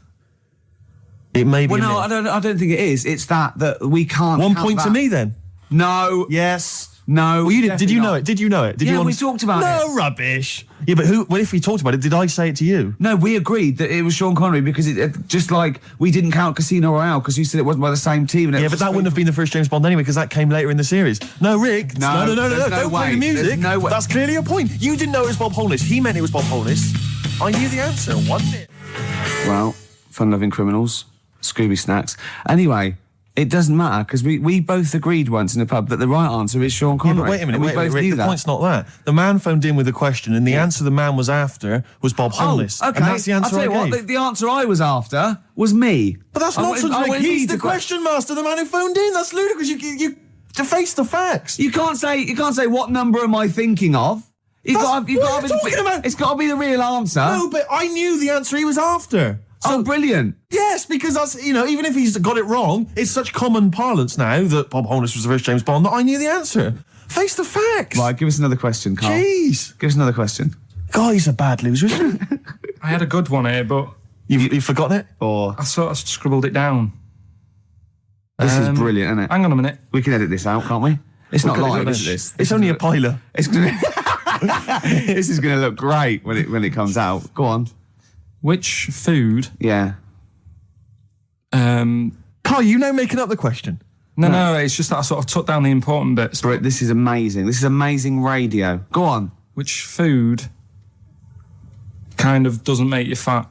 Jeez. What kind of a question is that? Oh, this is... No, it is proper. I love imagine this on The Weakest Link. What kind of food doesn't sort of make you... I mean, it doesn't make you fat. Okay, do you want Basically, no sort of calories in it. Celery. Water. Well, I mean, what do you mean? Do you mean a vegetable? No, do you mean you're right. Apparently, it uses up more calories to bite it than... Yeah, but wait a minute, Rick. One all. No, it's not 1 all because you're supposed to write it down. You didn't know. But you didn't... what do you mean I didn't know? You're supposed to write it down. That's the whole point. We're writing things down. You said water. You said water! But that's because I thought we weren't taking the question seriously because you didn't know what he's talking about. 1 all. We got to set the rules. Bit too much like Portishead for my liking. Was it? Yeah. I quite enjoyed it. Beat a band. Well, it's because Portishead are from your neck of the woods, isn't it? Was it? Portishead, I think you're fine. Yeah, I'm embarrassed myself. Right, another question, quick. Is this question a real question with a definitive answer? Or is it like, what is my most comfortable chair? I don't know why people aren't going to maybe like Trivia Pursuit or something, just getting a question off that and then... Because they're a little bit more discerning than that, Steve. Have you heard the questions? They don't know what they're talking about. This is stuff they've overheard in pubs. Come on, ask it, Carl. I look at the Carl takes down and goes, what's that? I know. What am I meant to write? Go on then, ask this one. Right, what sort... No. The Pope. Yeah. What semi-precious... Sorry, Mrs. Robinson, we're going to have to let you go. Yeah. Go on. You are the weakest link, Carl. Goodbye. Yeah, go on. The Pope. Yeah, the Pope. Yeah, we've got the Pope. Yeah, that's not strictly a question. He wears a... He wears a dustman's hat. He wears Gore-Blimey trousers. Yeah. Does he live in a council flat? Yeah, he lives in a council flat. He wears a semi-precious stone. What's the stone? The Pope wears a semi-precious stone. What is the stone? You mean, what is it called? Yeah. What is it called? What, is it got like a kind of papal name? I think it's like, is it a 18-carat one? So we got to try and get the carat yeah, of the Pope's big diamond. He calls it Dennis the Stone. Do they want the type of gem it is? Like, or is there some kind of papal name for it? Or do they want it like the Rosetta Stone? Or I don't know. I can't actually. Play a record. Play 2 record. Let's stop. Where's your head at? Basement Jacks. Right, okay, let's get this right. Have we knocked this on the head then? It's just not happening. Oh, here he is. Look. Here he is. Come in. How have you... Oh, God. I don't believe that. Oh, that's pathetic. I do not believe that.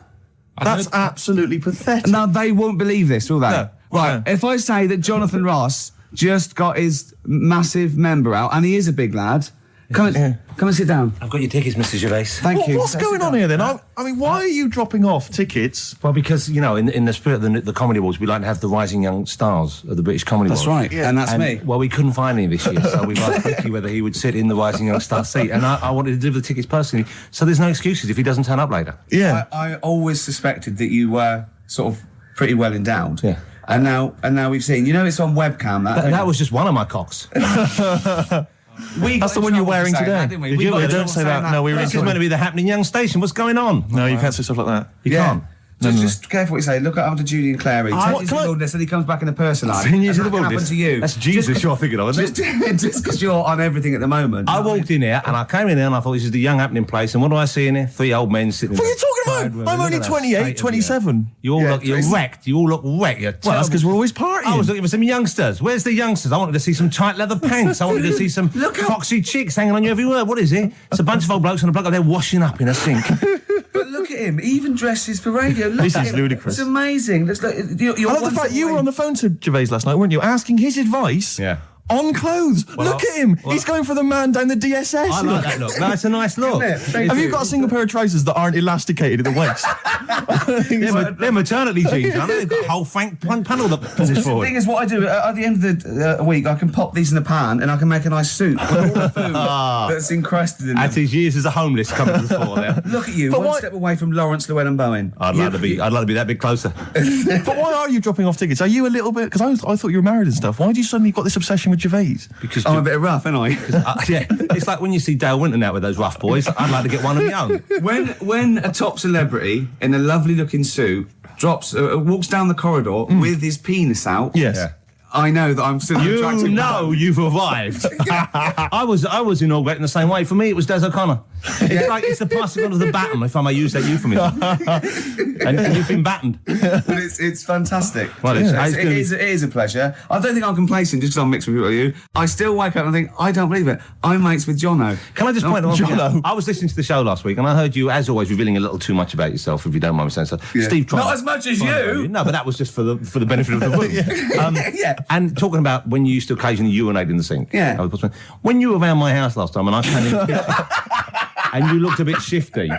No, please reassure me. It was more ownership. I was like, I went to my territory and then other people that come in that go, has Gervais been round here? It's like just marking my territory. Because my coffee the next morning had a hazelnut tang to it that I don't remember putting in. Can I just say something? Because I mean, I used to mention to you, Gervais, when we first started getting involved in the business. Yeah. I used to say, if there was one celebrity I'd like to be friends with, it's Jonathan Ross. Yeah. Lo and behold, Ricky's befriended Jonathan Ross. I'm nowhere to be seen. But Not invited round. Ricky told me that I could be his friend, providing I never extended the arm of friendship. Right. Yeah, if you ever... I thought as much. He tries to keep everyone else down he works with, from the office, all the other shows. He tries to keep them down. I didn't even want you to come in. I wanted to Yeah. meet you on the steps. Yeah. I didn't even want to tell you you were around. But you called. He went, who's that? And he saw your name come up and he went, well, can I meet him? Well, you're all coming tonight, aren't you? This isn't Radio 2, by the way. These links are way too long. This is snappy radio. We have to play out... Yeah. You might The be kids have lost interest. But the kids want to hear Coldplay, Catatonia, You know what I like? Faithless. How about some more of that instantly forgettable hip-hop you play each week?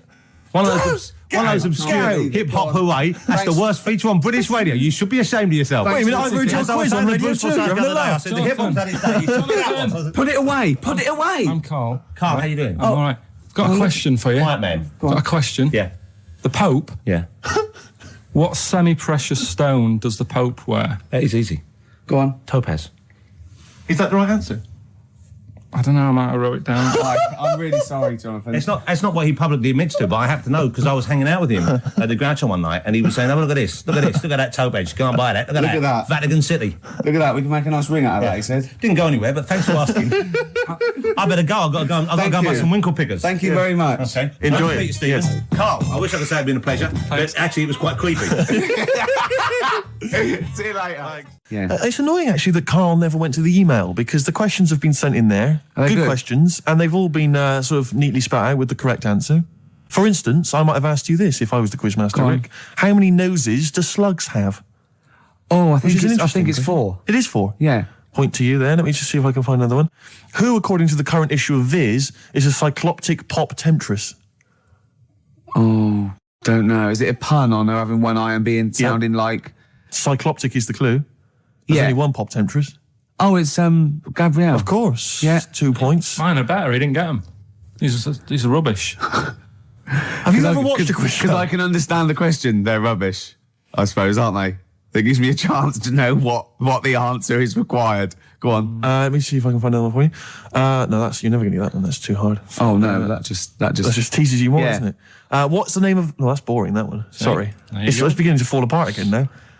Here we are. What's the proper name for Big Ben?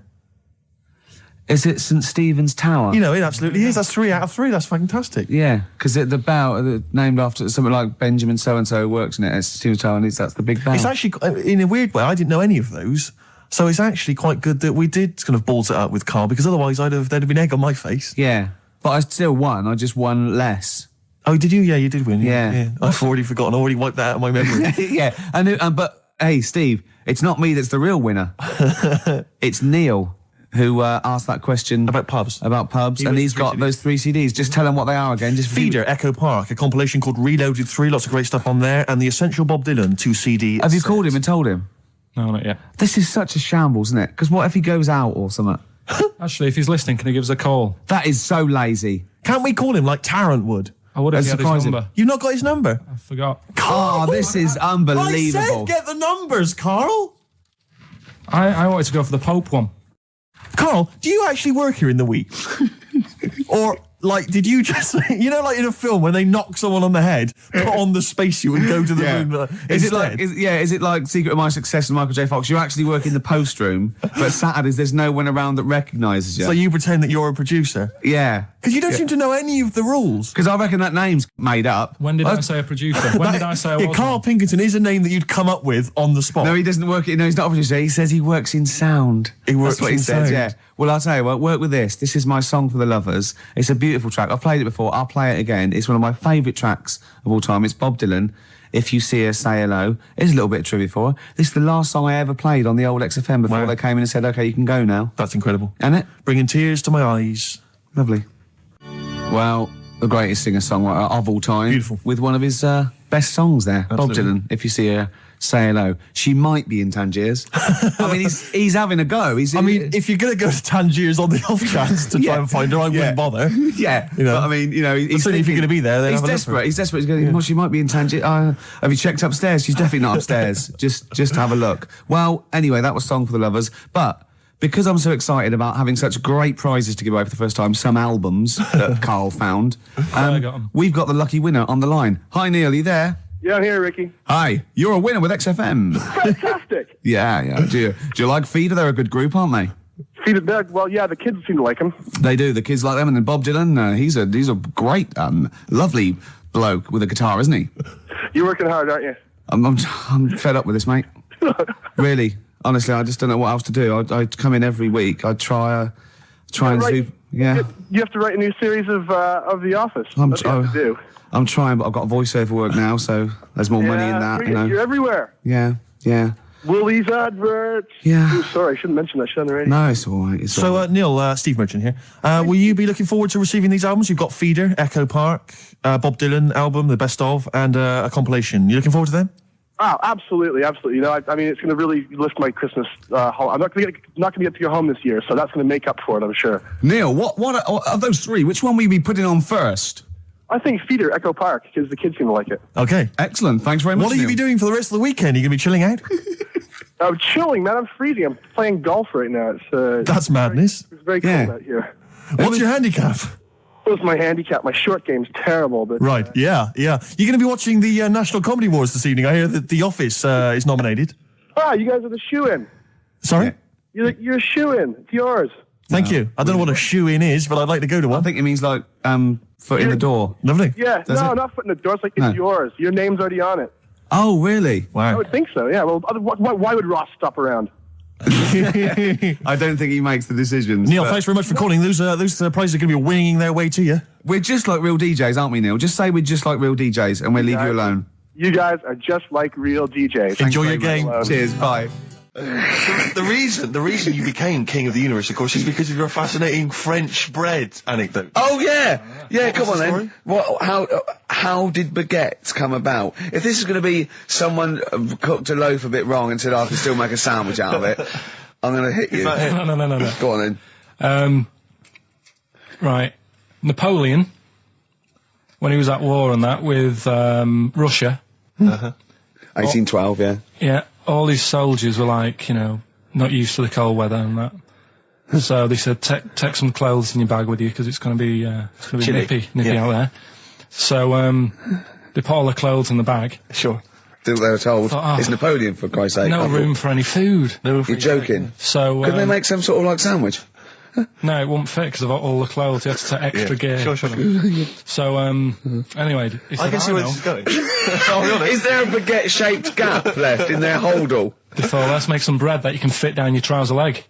What? That's not true! No, it's not, I read it in Euston train station. I was waiting to go back to Manchester. Where did you read What, scrawled on the wall in graffiti? Yeah. Do you know was it also meet me here for cock fun at 12 o'clock? The upper crust sandwich shop, Euston station. It's on the wall. What do you mean it's on the wall? Do you know it says, like, sail on at Dixon's, whatever? Yeah. Next to that, there was, like, a bit of information. Once you've read the stuff on Dixon's... I get information. There was a big thing about the history of the baguette. I read it and I thought, Wait a minute, we got to make a sandwich we can spit down our trouser leg. But how can you march and fight with a huge piece of bread down your train? Although it would be intimidating. You see them coming, you go, sacre bleu, look at the size of them. They're big fellas. Well, blimey. I can't help but feel that could be a practical joke at your expense. Yeah. do that. Well, the Earl of Do you Sandwich... ever question anything you read? If it's printed up, is that, like, fact for you then? Well, it's not funny. I mean, if they were trying to be funny, it's like... it's not, is it? So it's information. Have you heard us? Things sometimes want to be funny when they're not. That's exactly what happened with the sandwich. The Earl of Sandwich wanted something he could fit down his pants. And it was those triangle cut sandwiches wrapped in cling film were perfect. You might be right. You might be right. I am. Because the Cornish pasty, so they could drop it down the mines, isn't it? Is it? They wrapped it up they wrapped up like meat and vegetables in pastry, and they sort of crimped it, and it was like and they dropped it down the mine, so, yeah, that's how that came about. And bagels were originally made so that people could play hoopla, but then eat afterwards. I don't know if you're aware of that. That is true, Carl. Well, anyway. Call my bluff. It's true. Yeah. They're all true. They're all true. Yeah. Tell your kids that when you have them. Yeah. You know, if they're still alive in a million years. Well, it might be true. Can someone confirm that baguette fact that it was so Napoleon could stick it down his trousers? Not him, his soldiers. His men. Yeah. Fascinating information. Fascinating bread information, Carl. Radiohead. Yeah, now this is my song for the lovers. It's a beautiful track. It's Let Down off OK Computer. It's one of my favourite Radiohead tracks. It's lovely. Right, set the tape going now if you want to tape these songs. Avalanches, Frontier, Psychiatrists. Absolutely. Well, we've had lots of emails. People, obviously, we inflamed and provoked about the Cornish pasty. I've got a couple of amendments to that. The crusty bit, is actually as a handle, because obviously the miners had dirty hands, and they'd eat all the stuff in the pasty, and they'd be left with this sort of crust, and they could throw that away. Mm-hmm. Also, someone told us that at one end was an apple, so you have a little sweet as well. A little dessert. So, there you go. You noticed how, over the years we've been doing this, way back when we started XFM, no one ever contributes when we ask about the music, when we ask about hip-hop, or their, opinions on that, anything important. No. But start talking about pasties. Yeah. We've had about 5 phone calls. Yeah. And someone phoned up to confirm. They used to work for Upper Crust, and basically, Carl got all excited. So it is true. I don't know if it's true. I've read the same sign you did, Carl. Interestingly, there's an email here that says, which basically offers a history of the baguette, and talks about after the revolution, the government decreed that all of France must eat the same bread, and it was up to the bakers to bake this bread of equality. And then Napoleon kind of made sure it was a particular, he kind of set in obviously on the bread you can eat anything you find in the garden, frogs, snails, bits of horse, but squid. The interesting thing is, Rick, that there's no mention of sticking it down your trousers whilst going to war. The French have tried to keep that secret for over 100 years, it was Steve. only the upper crust people. Nearly 200 years, that is a top secret. Somehow Euston Station upper crust got hold of a document, left behind in an old sea chest, possibly Napoleon's, could have been Josephine's. Unfortunately, jotted it down. He's kicking himself now. Oh, Secret, I cannot believe I left a note. If he talked like that. He did. He did that, yeah, he talked English, but in a very funny French accent. We never got the, we should go in a competition who's the tastiest cartoon ever. Well, actually, I threw up Cheetara, I threw up, Jessica Rabbit. I've had some people contribute here on the email. We've got someone here, Dom, has emailed us. He's told us that, for him, Daphne from Scooby-Doo. Yeah, popular choice. And obviously this is one I've never quite understood. Wilma from the Flintstones. I've actually always felt that Wilma, I don't know, I just thought she was a bit... No, not Wilma. Betty, surely. Yeah, Betty. Well, this is what I'm saying. Wilma, I mean, yeah, Betty, surely, but Wilma? No, I mean, she's quite homely.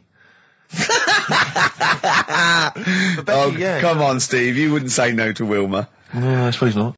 Rick, we've got a couple of emails in here, and they're saying they enjoyed your performance over the Christmas period on a programme called 100 Greatest TV Moments. Yeah. Did you do an interview or something? What was the deal? I didn't see this. Yeah, the Office was in there, wasn't it? And I was interviewed for it. But what are they talking about? They enjoyed your performance. Come on, tell me what do you? No, it's the thing that I did on Razzmatazz. Oh, is this where they found a clip or something? Yeah. No, I was in a band, and we had one single out or something, and I did one TV appearance when I was about, oh God, and they showed a bit of it, about 7 seconds, me on Razzmatazz. Oh, God. Razzmatazz, for those that don't remember, was like a kind of, I suppose, what was it, like a kind of CD UK of its time? Yeah, exactly, yeah. And, oh God. And it was of the time, sort of new romantic. And they showed a clip of this? I looked about 10 and about 5 stone with hair and makeup and girly clothes. My sister actually said I look like Posh Spice. Brilliant. There's a funny story about that, right? Because we were rushed and we had to do this thing, and we were meant to take a flight to Newcastle. And where were you travelling from? London? Yeah, but we got there and we didn't have tickets, we were told to be there, but the A&R man overslept. Right, for the record company, overslept, and it was terrible, and we were fretting, and eventually it was too late to get the plane, we missed the plane, we had to get a train, and it was really kind of fine, they were back and forth, going, yeah, if they come now, we can still do it, we're going to miss it, and this was like a big promotional thing, and we got there, and they went, oh, God, right, and I had this sort of like jumpsuit I was wearing that I'd cut off, put that on backwards. A jumpsuit? Yeah, brilliant. I know, Is this what was on the clip? Yeah, I had that on back to front, and there was no time, and I think I even mimed wrong at one point, and it was awful. But the funny story is this, that when we were there, we didn't have our tickets. This was at the airport? We bumped into Bucks Fizz. The guys and girls from Bucks Fizz and their manager, so there's like 5 of them, right? And there's 2 of us, and they had 5 tickets, and Bucks Fizz tried to smuggle us through. And so they went through the things, right, and they went, tickets please, and he just waved 5 tickets that he had, like that, goes, this is us, right, and they went, well, can I have a look at them? And they went, there's only 5 here, and they just looked at us and went, sorry lads, we tried. We were nearly smuggled through. By Bobby. Carol. They couldn't even with their powers. They were the height of their powers. That was like the make-believe time. They'd already done making your mind up. I thought if anyone can get us through customs check, it was the Fizz. But even the Fizz what I like could not get us that reassures me, I have to say, about kind of airplane travel. You know, in these kind of troubled times, it's nice to know that even someone like Bucks Fizz couldn't get, smuggle someone through. That's good, because even the top security man went, hold on, there's 5 in the Fizz, there's 5 tickets, those 2 lads are not going through. Exactly. Yeah, that makes you more secure about air travel now. Well, it's lovely if I'm in America, and I see 5-star, trying to get through customs. With 2 other lads. Exactly, I think, wait a minute, what's going on there? Yeah. Wait a minute, security guy stopped him, it's fine. It's fine, yeah. There's only 5 in 5-star. Oh. It's lovely to know that. Yeah. I love the fact, and did you know the Fizz previously? Was this your first run-in with the Fizz? No, they were doing the Taz, same as us. They were doing the old Raz, same as us. Did you recognise the Fizz and go, oh my God, that's the Fizz, let's try and sneak in with them, or did they recognise you? How did it work? They wouldn't have recognised us. Exactly, that's what I'm thinking. I love the audacity of going up to Bucks Fizz and saying, try and smuggle us in. Can you try and break aviation law for us? Now, it's time to make your mind up. We're going to the land of make-believe. I did that and they laughed. They went, brilliant. We'll get you through, lads. Yeah. Just stay tight. I was actually on top of Bobby's shoulders in a long coat. Lovely. Yeah, but Bill... Well, seriously though, I don't understand what their plan was. Like they would have gone, through. It's the Fizz, land through. Yeah. Don't bother checking the... It's like, not one thing even answer, we couldn't even get to Newcastle. Do you think it was wearing your jumpsuit backwards that sort of gave it away? Well, no, but see, I didn't have it on then. I was just in civvies. I just had jeans and a t-shirt then. I didn't even have my hair gelled. I was just like cash. I saw it. I thought it looked all right. Did you? Did you? Well, I mean, for then you tight jumpsuit. Yeah, cheekbones. Brilliant. Yeah. I had some cheekbones. Yeah, that was. If anyone else saw it, or maybe they taped it and they've got a clip, because I'd love to see it. I missed it. Well, I'll get you one.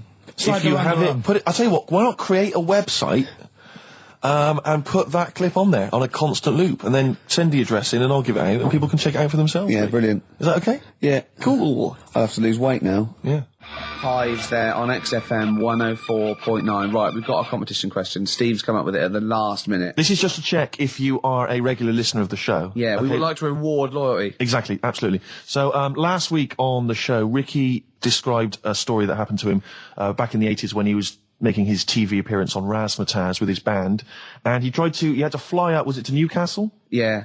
And he tried to get on a plane, and a pop act of the 80s tried to help Ricky sneak aboard an aeroplane. But failed. But they failed to do it. At the height of their powers. And they were at the height of their powers. What was the name of that outfit? Should we put them on the line? Absolutely, let's hear it. There's the people there already. This is to win Incubus tickets. Please do not be mental. Don't be mental or swear or say anything libelous or nasty. Yeah. Just be nice. You won't win if you're not. Go on. Hello? Hi, who's that? Oh, I've got my headphones on, haven't I? Put your headphones on, Rick. I'll just keep her talking. Oh, no. Hey, how's it going? Hello? Okay, hello. Hi there. What's your name? Lindsay. Lindsay, where are you calling from? Clapham Junction. And do you know the answer? I do. Okay. Bucks Fizz? It was indeed Bucks Fizz. It was the Fizz. It was indeed the Fizz. Well do you like Incubus? Yeah. Right. Right. Oh, yeah, you see, if I was interrogating you, I'd go, you hesitated. Yeah. There's so many people phoning up who are desperate for these Incubus tickets. Please don't make us give them to you. No, to be fair, they're rightfully yours. Right, I tell you what, I'll have a T-shirt if you give them the tickets. Okay, is that just any old T-shirt, or...? No. Can we send her a T-shirt? Carl's nodding. Right, we can send you a T-shirt. Right, we'll get you a T-shirt. How are you going to do that then, Carl? Because you've got to take her name and everything now. You keep talking a minute. Yeah. This is pathetic. This wouldn't happen with Dr. Fox. He'd have it all Foxy wouldn't do this. Can I say as well, there's a bank, there's a train station with one vowel. Yeah, but there's loads, aren't there? He hasn't thought it through. No. Bo as well, there's many. Listen, Carl, take a note of her number. It can't have been that. I can't remember it. What was it? I remember I tried it the last time I tried it. This is a shambles. And I couldn't work it out. Then there was wrong answers. I remember Aldwych came up. Maybe it's Aldwych. What's Carl doing there? Who's he talking to? I don't know, he's talking to her, but what? Say again? Look, quick, let's think of something. Come on. Hello, are you still on this line? No, he's picked up the phone now. So what am I doing? We're giving away. We're letting people behind the curtain. Let's keep up this veneer of professionalism. This is so rubbish. Come on, no, don't draw attention to it. Okay, all right. Let's just talk and make. Steve, what are you doing tonight? Looking forward to Pop Stars? I'm looking forward to a lot. Who do you want to win? I'm glad you've asked, Rick. I'd love to see Darius have a bit of success, but I don't think it's going to happen. I think it's probably going to be the stutterer. I think it is going to be Gareth. He has a name there, Steve. I think it's going to be Gareth, yeah, apparently in the polls in the week he's getting twice. We're back, don't we? Okay. Alright, Carl, so she's getting a T-shirt, is she? Lovely. Right, who's that on the line? Next contestant. Hello? This is amazing. An error. I mean, we couldn't do this worse. Go on. Hello? Hello. Who's that? It's Dan. Dan, hello, Dan. Danny. So, do you want to go to Incubus? I'd love to, man. Okay, hold on, this is pointless, because he's just heard he's heard the answer. Yeah, definitely Bucks Fizz. This is mad. We didn't think this through. No, but let's be honest, he wouldn't have been on the line if he didn't know the answer. Are you cheating? No. Dan, he said he's not cheating. This is fail-safe. That's fail-safe. This is our rigorous... I can't believe this. Dan, you're going to Incubus. Oh, cheers, man. Well done. Well done. Oh. Nice one. Thanks for listening. Cheers. Carl, what do we have to do? Do we just hang up, or what happens? No, you play a song and... Play a song, then. You've got his details? Yeah. Oh, play it. He's on a different plane to us. Say like that. The other week, I came in when it was really miserable, and I said to you, God, can you imagine dying today? Yeah. Whereas today you feel it would be a much better day to die because it's bright. The curtains open, sun shining. It's like... I mean, you'd still be a bit angsty about the dying thing, wouldn't you? I mean, I don't suppose that would be alleviated. Yeah. Sure. Okay. Well, hopefully we'll still be broadcasting, when one of us reaches that happy moment, and we can check. Yeah. It's quite a lot of emails, Rick, coming in about band names. I think a lot of people are going wrong for a simple reason. They think it's funny to have an ironic band name. Yeah. They think it's a bit comical. And I just don't think there's any great bands that have had a comical name that have made it into stadium filling. What was that band? Where's Me Jumper? What were they called? I don't know what they were called. I mean, the obvious example of one that was never going to make it internationally. Splodgers to Bounds? Splodgeness Abounds? No. I like them, though. Splodgeness Abounds. Splodgeness Abounds, they were great. Ladies and gentlemen, please welcome to the stage Carter the Unstoppable Sex Machine. USM. These are some of the ones we've had emailed in. These are bands, obviously, that haven't made it so far, and I don't think they will. Ladies and gentlemen, please welcome to the stage The Lazy Birds. Nope. No. Ladies and gentlemen, please welcome to the stage The Paperclips. That's not a real band. That's what someone sent in. I love that. Yeah, but no band name is weirder than the others, and also you grow into it. I mean, the Stones and the Beatles are iconic because they are iconic bands. What you think you'll grow into? Ladies and gentlemen, please welcome Shuttle Rock. Ladies and gentlemen, please welcome Treehouse Casino. I don't think they're gonna... That's just made up! Well, possibly. Well, they all are, but they all obviously. Are. But my point is, people say there's no logic to band names, but if you think a band name like the Smiths, that's genius. It sums up everything that band is about, you know, the kind of... They're capturing that mediocre world of grim up northness, you know. My favourite, Sonic Youth. Sonic Youth is genius. Nirvana. These are incredible band names, so there is some logic to it. I genuinely believe it's not just arbitrary words. The Cure. The Cure. Madness sounds rubbish, but they're good, aren't they? Yeah, but again, they were never going to be... They were never going to be world beaters. But they were a comical band, essentially. Yeah, they were a knees-up party band, and Madness is fine for that. But they had some great songs as well, and then it sort of turned it all, because then... I mean, Rick, I don't know how many members... Not Home Today is a great song, and this is from an email. I don't know how many members of the band there are in Chimney Factory, but if there's 5 people, who decided? Have they all agreed? Yeah, that's the best name. Do you know what I reckon decided? Dell. Right. Well, he started the band, and they rehearsed around his house, so Dale went, look, it's called Chimney Factory, because my granny's doing it. They go, all right, Dale, but it's not. I've got some other... But no, it's called Chimney Factory. I own the van and the amps. As Paperclips gone, there's a band in Leicester called Paperclips. We can't... we'll just argue over that forever. And all I'm saying is think before you name your band, all right? Because it's never going to happen if you've got a comical band name. There was a feminist band called Clitoris All Sorts, which is quite good, isn't it? But you laugh, and then you just think, oh... Yeah. You know, I'm never going to have that on my T-shirt. Imagine that. Clitoris All Sorts. It's that time of the day now, talking of that. Yep. Song for the Lovers. Sure, it's beautiful. Now, Steve, I mean, I will play great old tunes till the cows come home. We got to give them a little bit of Dandy Warhols and Air and Athlete. I know that, and they're great, they're good, right? But, I wanted to play a Cat Stevens song, but I thought I'd better not, because I've, play that a little bit. And we quite like resurrecting old reputations, don't we? People like Elton John who had bad faces, or David Bowie. People whose names now are largely laughed at in the serious rock circles. Or people that people might not have considered. I thought Cat Stevens, oh no, Rod Stewart, I thought. Was he Rod Stewart? Many people now are thinking of the leopard hot pants and the ludicrous hair. Do you think I'm sexy and all those sort of awful stadium sort of disco things, but he wrote beautiful tracks from Maggie May through, and I thought, hold on, 2 birds with 1 stone. What about a Rod Stewart song written by Cat Stevens? Wow. Is there such a thing? The first cut is the deepest. Let's hear it, Rick. On this album as well is The Killing of George. Georgie Part 1 and 2, remember? About the gay bloke. Georgie Boy was gay, I guess. His favourite song. Carl's favourite song, right? Yeah. And I was going, oh yeah, I remember that, yeah. I said about, and I said, did not intend to take his life. He just pushed it when he gets mugged and killed. Do you know what he said? I was sitting outside, I was singing, and he went, well, as I said, they go out too late. They go out too late? He meant gay people go out too late. He went, no, they do. I went, what do you mean? He said, well, they're always out, they go out, or when people are coming home. He said, if he'd have been in bed by 10, he'd still be alive today. That's a sobering lesson. And he went, there's one that works here, and he's shattered every Monday. Oh, if you're gay and you're listening, just be in bed earlier. Go out when sensible people go out. Yeah. You're right, we're not on the continent, Carl. If you're gay and you're not in bed by 10, go home. Yeah. I don't get it. First cut is the deepest, Rod Stewart. There's the phone. Answer it. See who it is. Can you give us a second, listeners? Just amuse yourselves for a moment. We're just speaking to... Carl's just on the phone there, speaking to someone.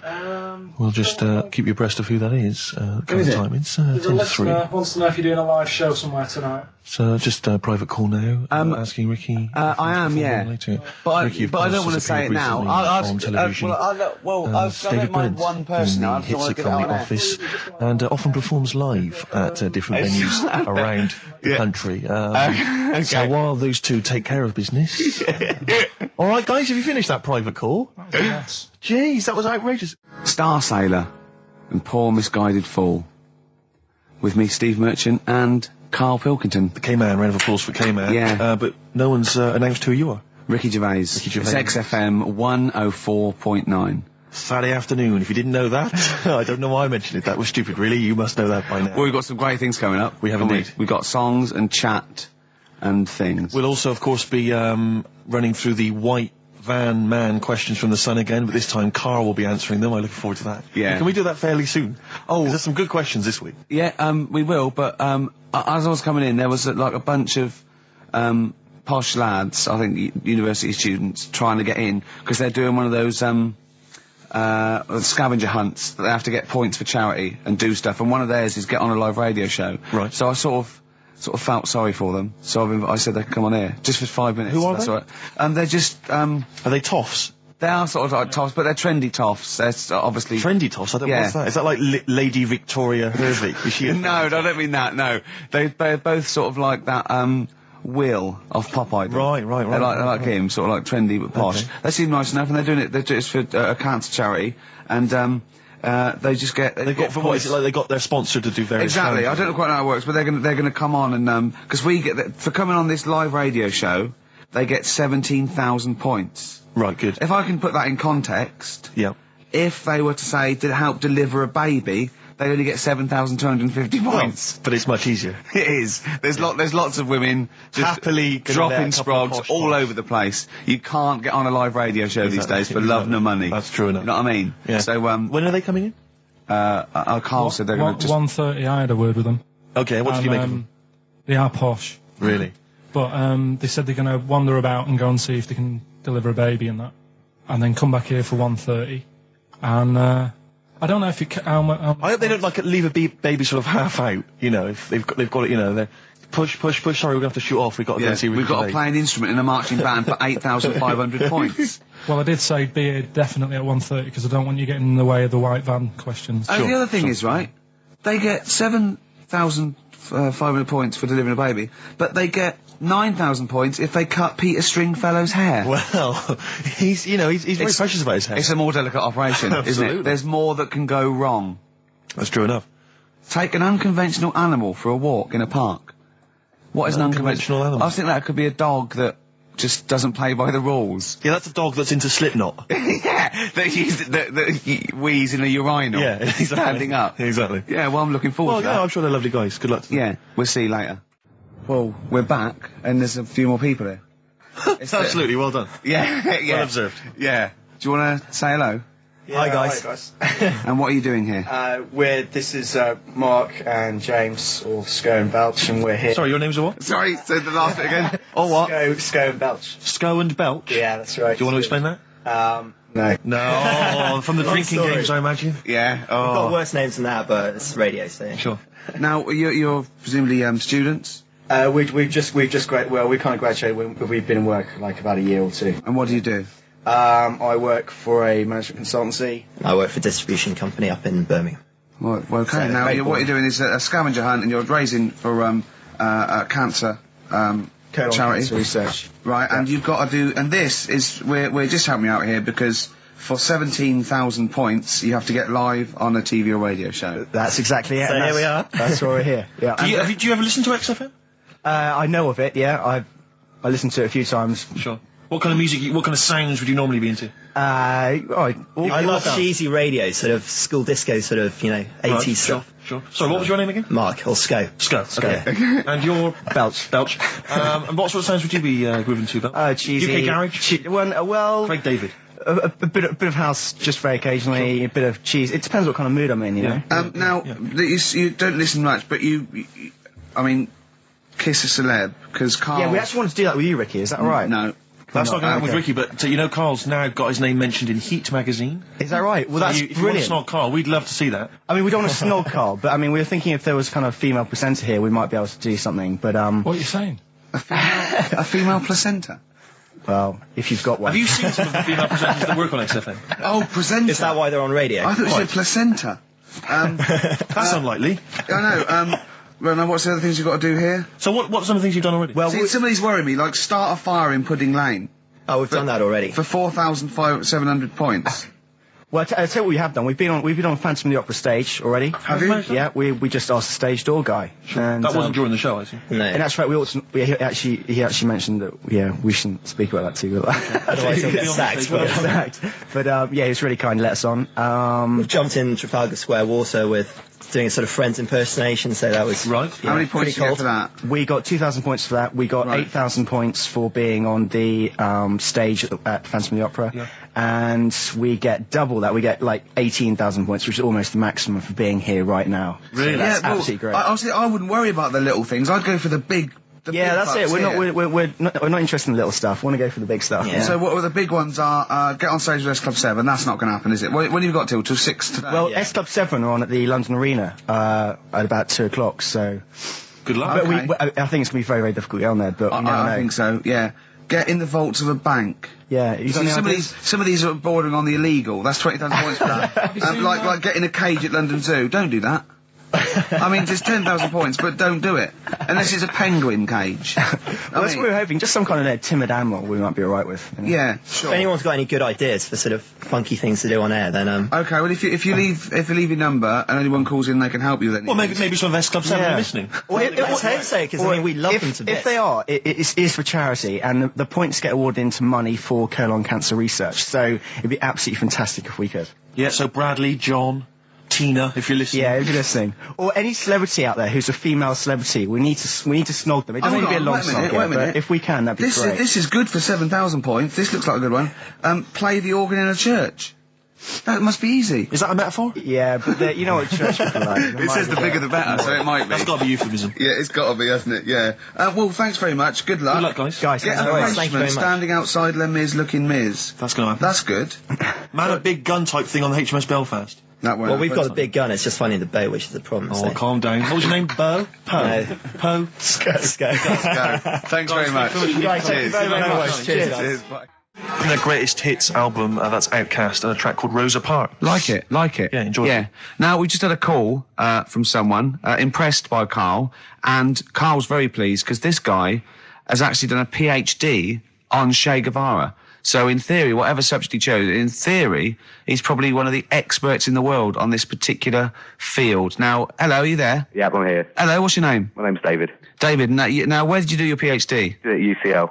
Did at UCL, mild college. And what was the actual title of the PhD? It was Che Guevara's influence on class struggle in Europe in the 60s. And what did you think of Karl's performance? I thought he did really, really well. The only thing, I'd never heard those last words before. So Karl actually knows something you don't know. Yeah, possibly. Although you presumably not take that as verified information. You probably wouldn't take everything Karl said as gospel. You'd probably look it up yourself, would you? I probably would have a look, yeah. Did you know about babies' eyes? Sorry? Did you know that babies' eyes don't grow? I didn't know that. You see, that's why you shouldn't take things Karl says as gospel. Because it come out with something, vaguely intelligent, and then say, "Did you know about babies' eyes don't grow?" Any questions that you'd want to test Karl on? Any thoughts? Any things he missed there on the history of Che Guevara? I think he did really well, and I think he should be congratulated. Because Karl has problems with understanding why people are interested in history, and even though he's been reading these books, he keeps saying, "Why does anyone care about history? Why is it important?" What would you say to Karl? I think he should maybe then look at who Che Guevara did influence and why he still influences people today. Yeah. Well, he knows that he influenced Citizen Smith, and he knows that if McDonald's ever wanted to swap Ronald McDonald for Che Guevara, it would cost him an awful lot of money. So he is trying to apply it to the modern world. He is having a go. Well, maybe you should think like why Rage Against the Machine have him on their T-shirts. Good point, Karl. Why do you think of that? Why do you think they have him on the T-shirts, Karl? I don't know, maybe that was the design of the T-shirt. Maybe they wanted another T-shirt. Maybe they wanted Ronald McDonald. But didn't have any in. Sure. And they said, we'll have that one there then. Well, thanks very much. Just before you go, do you think Karl would be an interesting subject for a PhD? Yeah, very much so, yeah. Okay, well, if you're not... Well, hopefully one day you'll become a professor and you can maybe set that as some coursework. I could do, yeah. Karl Pilkington. Imagine that. Cheers, Dave. Having an MA in Karl Pilkington. Thanks very much, Dave. Okay, bye. Cheers, bye. That's good. My teachers never did that. What, encouraged you in that way? Never said well done. So, really? Yeah. But you never showed up. Yeah, you had to be in the same room, They were too busy saying, who are you? Yeah. No, but Mrs. Matthews, me head teacher. Oh, let's not lay into Matthews again. Not Matty Matthews. Not Grimble Matty Matthews. I'd never be a high flyer. If she could see you now. What did she say? You'll never be a high flyer? She said that to me, mum and dad. Really? On a parents' evening. And that was after I'd played the drums in Little Donkey. She clearly didn't know what she was talking about. The Strokes and last night. We just had a call, didn't we? From Johnny Mango. Oh, yeah, Johnny Mango, yeah. Yeah, old the Mankster. And he informed me that one of the Wurzels is dead, and I didn't know that. Yeah, Adge Cutler, who was the lead man, I think. Yeah. He said he died the most rock and roll death you can die. He said he was apparently driving on a terrible cocktail of cider and other things, presumably. Yeah. Apples and jams. Yeah. And he crashed into a tractor. Now, I wonder, is that true? JM's not winding me up. Yeah, I hope the Mango Boy's not having a laugh at me. Is that true? One of the Wurzels died by tractor. Is that true? So give us a call. What's the number again, Carl? 08700 800 1234. If so, I'm sorry that I disrespected them. I didn't know. Table 60. Lisa Tarbuck. That's Corner Shop. Lessons learned from Rocky 1 to Rocky. I love that guitar. That's great. It's real glam rock. That's T-Rex and Bowie. I was going to play some from Ziggy Stardust today, but instead I brought in a different album. I want to play a bit of Bowie. Is that all right? Oh, of course, yeah, always. Yeah, always. Bit of Beatles. Still to come up, by the way. We with the education of Carl, last week he did Che Guevara. He did very well. Yeah. Before that, the week before that, you learned all about Rasputin, didn't you? And this week you've been studying Hitler, haven't you? How does that go? How do you reckon that? It's a bit tough. Okay. I mean, I'll give you the full story later, Steve. Do you know much about him? No. It's, they're all linked. All these stories I've been reading, they've all got a similar sort of thing going through them. They're born... They have a bit of a tough upbringing. Things aren't going well, and they seem to take it out on other people. Okay. But I'll tell you more later. Okay. Yeah, I don't think you can... I mean, I don't think Hitler and Che Guevara... It's the same thing. Che Guevara, when he was a kid, had, like, asthma, right? He wasn't an happy kid. Hitler, he only had one ball. Well, I was trying to find about that. Yeah, seriously, he phoned me up in the week. I said, how's it going? He went, I've just skimmed it. I was looking for the testicle thing. Now, I don't know if they left that out or it's not true. Right. He was trying to look up that Hitler has only got one ball. I think they only did it to wind him up. Because it's like, you might be taking over the world, but we're all saying you've only got one testicle. Sure. And it's did you look in the index and it's sort of Hitler, Adolf, family life, early childhood, testicles? Testicles, absence of. Sort of skimmed through because one of mother brackets other. yeah. Albert Hall. Yeah. The only thing I could find was at one point in like when he was trying to run the place, there was a meeting going on, and somebody had put a bag in the meeting room and it blew up. Yeah, and I'm wondering whether it was under the table. Yeah, but. Well, you're wondering if it blew a testicle? It was. The testicle was under the table. No, the bag blew off the ball. No, the ball sack was probably hanging below the protective top, and so that's where he could have lost. But why would he have only just lost the one? Because the way he was sitting, cross-legged or something. Sure. Okay. Well, I mean, again. I mean, last week we had a Che Guevara expert phoned up. Maybe they could. Maybe there's a Hitler expert this time who could maybe phone up and confirm the testicle theory. Yeah. What's the number again, Carl? 08700 800 1234. You need to have at least done a PhD or something. I don't think we should invite calls about Hitler. I think we're asking for trouble. No, I'm talking about someone who's done a study of him and who's done a PhD. Oh, okay. I'm not talking about any old nutter. And also, Carl's lottery numbers. He's a little bit more confident this week. Okay, good. He went, they're more like it. And I looked at him and I laughed. He went, no, even Suzanne said I'm on more on the right lines there. Is anyone who has done a degree in maths or A-level maths that can bear... Carl won't believe this, right?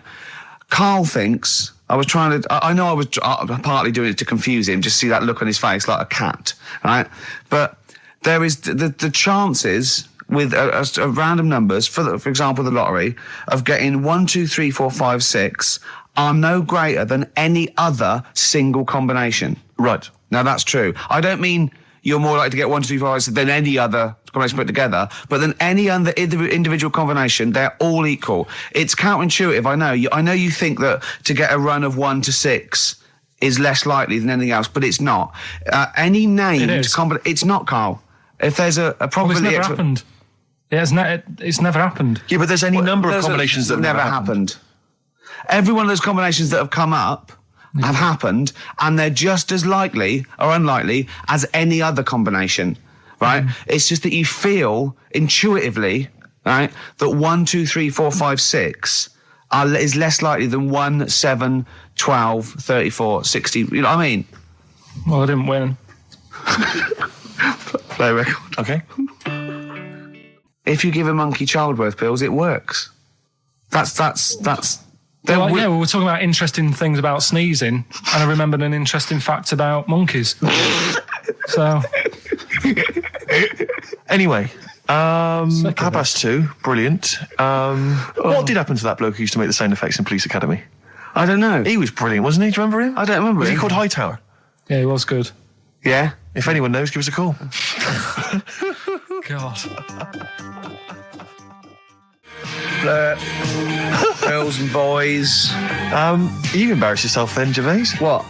Well, we've had a number of calls and emails pointing out that the Hindenburg disaster was not because the Zeppelin was filled with helium.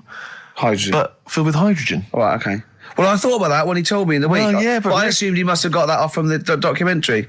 So it just went up. So that's probably why the voices didn't go. That was probably why it didn't feature in the documentary. Yeah. But it seems to me we should have thought of that. I mean, like, it's school fates and stuff where they're like filling little balloons with helium. Yeah. You know, there'd be all kinds of horror stories if they were just, just blowing up, left, right and centre. I don't think you can just blow helium up like that, can you?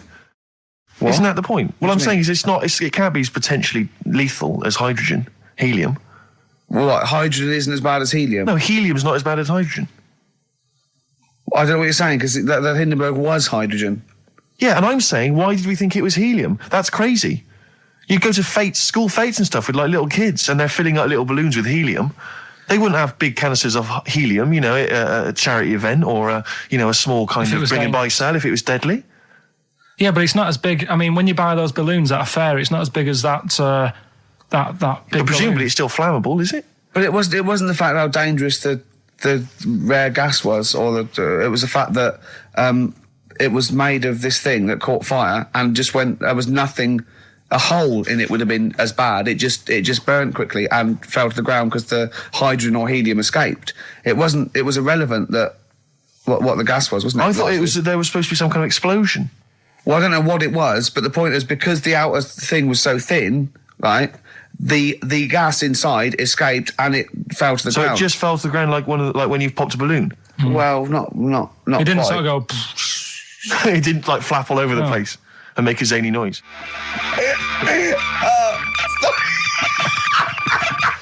The height. I just explained what I'm laughing at, right? We just had a call from someone saying his company would sponsor Karl, right, to be raised by all these balloons if he could have a walk-on part in the office. And we immediately went, we're worried about that sort of thing. You can't really promise that artistic, And I was worried about the legality of it as well. How can you promise someone that for personal gain that's a private and all that sort of stuff, right? And I went, I don't know. And anyway, put the phone down to him and Karl went... I love the fact you're more effing worried about that than me being raised 30 feet in the effing air. You started getting scared, did you? Are you worried about it? Well, you're quite excited about the idea of the challenge, aren't you? I like the idea, but I want like... Why do you like the idea? Oh, what if it went all wrong and we're there going, the humanity of it. I think we need Karl to get... he's just... On the rope would pull out my trousers. Oh, no, it's definitely got to be Dr. Fox if that's going to happen. God. We've got to do this. So hang on, but let's just think about because wait a minute, we say this, but we'd have to get all kinds of health and safety people involved. No, we wouldn't. Of course we can't just start raising you in the air. No, you're allowed to do it on private land, aren't you? Look what happened to the Hindenburg. No, but I was just saying there was lots of people died. Listen, look, all we do is we get someone right. But what if he gets loose and he just floats off into the air? And he meets his magpie that he lost. He used to peck his grifter. Balloons. spectators balloons. So I'm so excited about this. Listen, we've got to do this. No, but please. Shut up a minute. Let's just stop and think about it. It's 60,000 balloons. Look, no, it's not. It's 6,000. But 6,000 balloons. That's a lot of balloons. No, it's not. No, it's don't not. Be silly. For sponsorship, people pay for. No, listen, it's worth it. There must be a company out there that'll pay for this, just so we can film it. Hang on, is there not an easier way of just getting one big balloon? Then the challenge is there's no challenge. Then. No, it's got to be. It's got to have people coming up and hooking balloons. It'd be like Buckaroo, and the person who puts the balloon that actually raises him 10 feet wins a prize or something. So hang on. So what we've got each person with like 500 balloons. Yeah, that's mad. Can you imagine how many balloons that is? That's ludicrous. 6,000. Yeah, that's an awful lot of balloons. I don't know. There must be someone that could do this. Oh look, people have walked on the moon for Christ's sake. We can raise Karl Pilkington with some balloons. Yes, but they had a NASA budget. We've got XFM behind us. Yeah, but balloons. Yeah. Balloons are cheap. You can get about a pack of 25 for about 150. Right, fine. No, true. Yeah, the helium though, Karl. You can't just like attach yourself to a pack of balloons. No, but what you think we blow them all up with helium? Right. Oh, off you go. But then we can do something with the balloons, can't we? Like release them afterwards. Oh, we'll release them back into the wild. Brilliant, as a sign of peace. Fly, my pretties, fly, listen, be free. I am so excited. I've not been so excited about, and I thought that Robin Ince was going to stay in my cupboard for £1,000. Look, we've got to do 6,000 balloons. I don't think it's going to happen. That's an awful lot of balloons, and I just don't see how we can tether them all to Karl. He's a small man. No, but you have them at different lengths, don't you? Yeah, exactly. Karl knows. Can you think about the logistics of this? Oh, someone must know. There must be a company. There's a bloke willing to do it. I know he doesn't know the technology of it. He's willing to sort of stump up. And a company just has access to helium like that. No, we can do this. Come on, London. Someone's done Londoners. It was on the internet already, so someone obviously has done it. Yeah. So they didn't say, "Oh, we can't get hold of the balloons." No, they probably worked it out, didn't they? Karl, you're more excited about this than anything else. About your education, about your exam results. You're so excited. And we'll have a little rope. We'll like flying a little kite, a little Karl. Let's go, Karl. What will you wear? Like a one-piece jumpsuit? Yeah, I mean, with sponsorship all over it. Oh, it'd be great. You know, like Jackie Stewart, and just as you go up, your little face. Oh my God, I'm not going to sleep until this is done. This is the most exciting thing ever. Only 10 feet. 10 feet, yeah. We need some kind of rope to sort of tether you to the ground. Yeah. We don't want you sort of flying off. This is going to be great. And he'd have a little crash helmet and everything, and little Dee boppers on the crash helmet, like he's a little flying ant. Definitely. We give him a little. Oh my God, can we give you an outfit like little wings and everything? Can we paint your face with like children's paint? I'm not doing all that. Why? Oh, because that would be silly. Oh, please, Karl, do this. Do it. We'll do it for charity. We'll do it for charity, yeah? All right. Yeah? Oh, this is We'll do it for children in need. Please, just phone in if you can help us. Lift Karl up 30 feet. Let's say 30 feet. I think it has to be a decent... Yeah, it has to be a decent height. Is there a world record? Because we want to break that if we're going to want to break that. What is the world record for raising a man by balloons? Yeah. Okay, so listen, let's just finalise details here. We've got... I'm so excited. Email address, ricky.gervais@xfm.co.uk. ricky.gervais@xfm.co.uk. What's the number? The number, Karl? 08700 800 1234. Lift Give it again. Lift Karl. 08700 800 1234. Sponsored by Heat Magazine or something. Maybe even if you've just got an idea about how we might be able to organise it, how we might be able to get it done, if you've got contacts, anything, just get in touch, give us some information. Oh, that'd be great. I'm going to play a Beatles track for song for the lovers. Oh, man. It's off the Help album, and it's You've Got to Hide Your Love Away. Oh, just think of his little face as he goes up. Well, XFM, it's nearly the end of the show. I'm Ricky Gervais with me, Steve Merchant. We've enjoyed your company. Karl, we're going to try and get Karl in the air. Anyone that can help us, take him up with helium balloons. Our friend Johnny Mango called again, and apparently the record's 11,000 feet. Karl is getting a little bit nervous. Yeah, the world record is 11,631 feet raised by hot air balloons. Yeah. How tall's Canary Wharf? It's 11,631 feet. Exactly. I don't know, Karl. Is it? How much higher? It's a long way. More. I'm not doing that. Because I'm like 6 foot something. Yeah, think of that. Just look at Steve. All right. Yeah. But you can change your record. You could say, well, the sort of balloons are the one with Mickey Mouse on it or something. Yeah, could I just say something? That man did 11,000 feet, but he wasn't naked. All right? Come on, Karl. Your 30 feet will be the world record for naked ballooning. Yeah? Mm. Think about it. All right, it's for charity. Well, thank you for listening, everyone. We are going to raise Karl. And after Karl said, just to think, my teacher said I'd never be a high flyer. So this is your chance, Karl. to shine, to fly. So it'll be brilliant. This is a final song for the ladies. Belle and Sebastian, we've not heard them for a while. This is from, it's actually a B-side or a triple side or whatever you call it. Track 3 on a single called Jonathan David. This is the beautiful The Loneliness of the Middle Distance Runner. Goodbye. Since you've been gone, by Rainbow. Since we've been gone, Steve.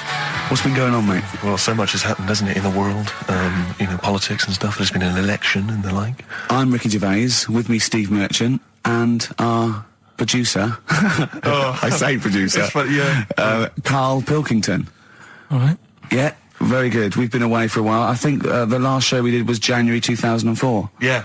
And nothing's changed. Nothing's changed whatsoever. Nothing's been mended. I'm pretty sure I threw that away in the bin before I left. Yeah, there are some of your old bacon rinds from that sandwich. Yeah. The spare ribs on the floor. Yeah, nothing's changed at all. Oh, no, that's not true. The listenership has changed. It went down slightly, didn't it, on the last radio? Well, I don't know. I don't know. Is that what happened? Did it go down slightly, Karl? A little bit, I think. I don't think XFM gets new listeners, because I think what happens is, because the reason it goes down just very slightly each time is that their old listeners die. Yeah. Definitely. Old Cure fans dying of... Yeah, smack addictions. Gout. Yeah. But anyway, I haven't listened to this station for a year and a half, so that's increased by 1, which is probably quite a high percentage. Exactly. I suppose that my question, to you, Rick, would be, why now? Why have you come back now? I was a bit bored. I was sitting at home. Okay. Yeah. Because we're just here for 6 weeks. 6 weeks. Well, we're standing in for Adam and Joe, aren't we? Yeah. Yeah. How the tables have turned. I remember when they were standing in for us, but... Yeah. I don't know. But the only reason I'm here is because my housekeeper cleans between 1 and 3. Oh, right, that's a good idea. So I got to get out of the house. And, Are they listening to XFM? Well, no, she doesn't speak English. I'm not made of money, Rick. Okay. If I can help out, a young immigrant lady, then I will do. And there are so many things I can do for her in so many ways. Yeah. But her, picking up my old tea towels and stuff is ideal. So that's why I'm here. But all I'm worried about is I think people kind of associate with the name Ricky Gervais. They associate a certain level of quality. Your live stand-up DVDs, there's a level of quality. You've put a lot of work into them. You've honed it. The TV work you've done, likewise. Should people expect the same from the radio show? Definitely not. No.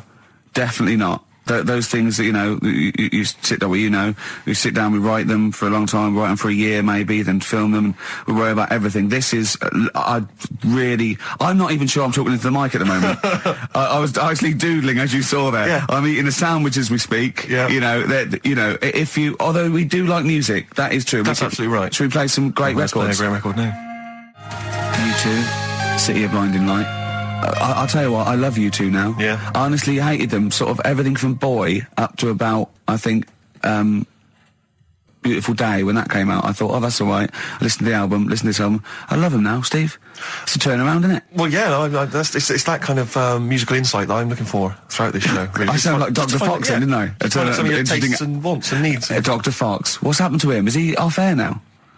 Because that's one of the reasons I put no effort into this radio show, because, we go to the Golden Globes the same month, we do nothing at the Sony, and Dr. Fox actually said, that's because you're not very good. I like the fact that the Dr. Fox criticisms really hit you quite hard. You really took that still talking about it a year later. Exactly. You've got to let it go, Rick. Yeah. But then again, he's a medical man, and... Yeah, well, you've got to believe him a bit. That's his opinion. Exactly, yeah. Yeah, I could have done without the rectal examination. I think you could have just said... You're not very good. Exactly. Try and enunciate. No, I know what the problem is. Or let's have a look down here. Exactly. Karl had to go to one of those well clinics, didn't you? No, I haven't gone. Why? Because I'm not happy with it. What? I'm not happy with the whole... Well, it's just... Do people know what them places are? They'll give you a whole... Have you heard of them? Yeah, I've had one, yeah. They check everything. Which, Suzanne, my girlfriend, was like, you're 30-odd now. When was the last time you went to the doctors? And I haven't been for ages because I don't... No, I never go. I never go. Unless I think I'm honestly going to die there. I'm in agony. Think they can always find something. Jane made me go to one of those things, those boot things where they do it. It's, couple £100 and they give you a complete head to toe, don't they? But head to bottom is what it is. They do the old finger up the arse thing. Now, what is that testing for? Well, I like that he said it quietly, because he's on the radio. You can't say arse. Yeah. Well, say it quietly. Say it quietly. Yeah. Arse. Yeah, arse. That's what our mistake was, because we got a complaint upheld, didn't we, for saying... And I'm talking about a male chicken here, which is a cock, as you know. Yeah, and we said that word, right? So if we'd have gone, cock, we'd have probably gotten away with it. You can get away with murder. If you just, yeah. If you just whisper it very So go on then, yeah, so... I'm not going because I'm not having that done. I don't understand what you're going to find up there. That's... Your head? No, but why can't we just... I mean, it's the heart that I worry about the most. Do you mean that in a kind of romantic sense? No, I mean, like, you know... If they have to have a long finger, wouldn't they, to check that out? They go, it's something wrong with your left ventricle. Yeah. Now, this thing about the doctors, they hold your testicles and they make you cough. Yeah, they don't hold the testicles anymore. They just put it sort of like by the side of them. And what's that testing for? I don't know. I think it's something to do with if you got something wrong with your diaphragm or something like that. You can't do it when they press there. I don't know. It shows them something. So it's not doctors having a quick feel. Right, so you can... well, that's good, because do you remember when Karl said he's going to die of cancer? And I said, why? He said, I don't check my balls. I said, why? He said, I don't like the feel. So they feel it for you. They feel them for you. And you can just relax, shut your eyes and think of England. But don't mess with them. What do you mean? You can do more damage messing about with them. Just leave them. And it's two anyway. You can afford to lose one. Yeah, I don't think that's the point. I think the point is it sort of spreads, doesn't it? You know, you've got to check the... I mean, I'm not saying, you know, if don't do it, because they spend a lot of money saying to people, you know, have a quick feel if you've got the time, what have you. But I don't worry about it. Leave it alone. Why, out of interest, why do doctors stick fingers up your arse? Check the prostate. Check the prostate? Yeah, because if it's swollen, it could lead to all sorts of problems. Again, they're not having a laugh, Karl.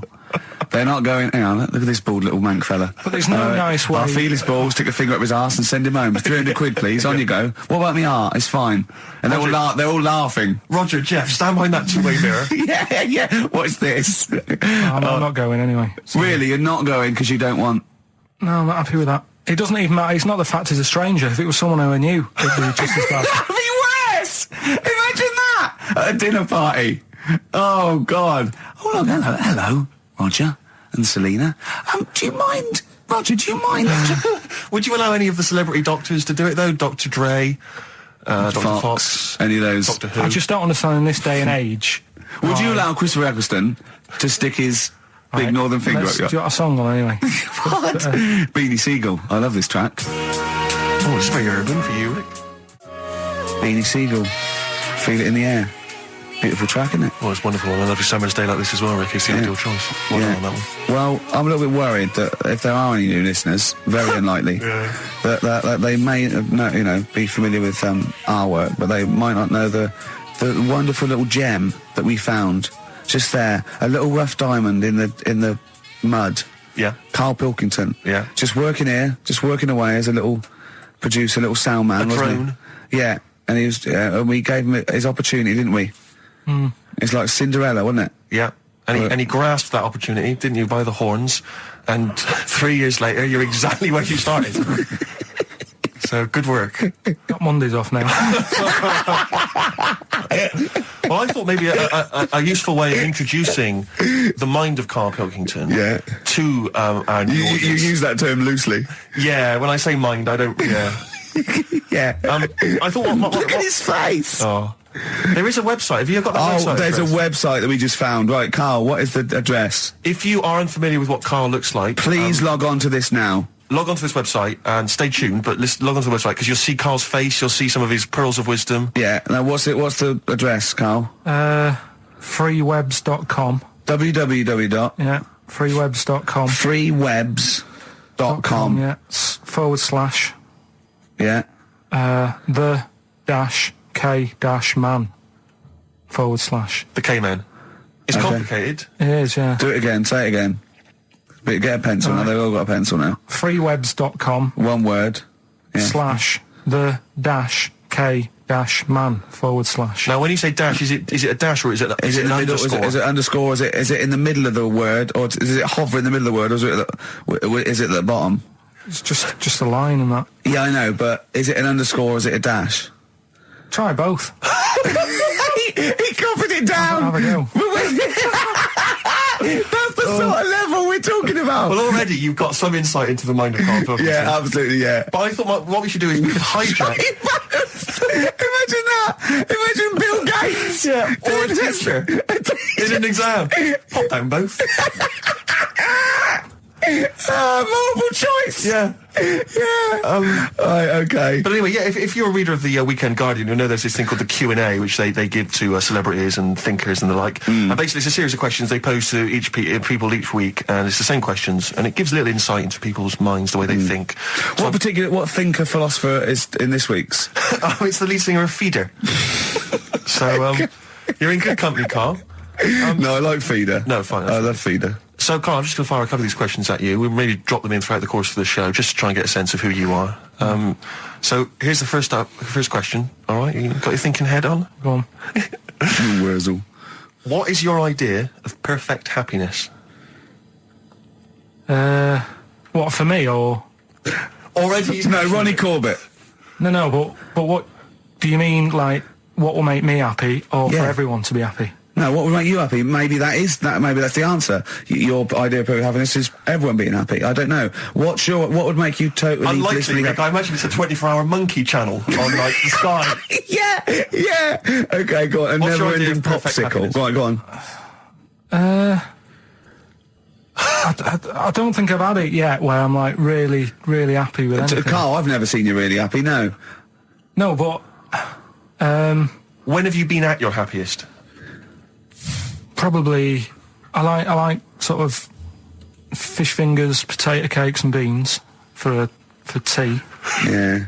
And you're not. Yeah. Right, well, let's move on. We'll come back to that one. Let's move on. I don't think you're aiming high enough for. Well, what would your answer be for that? When are you happy?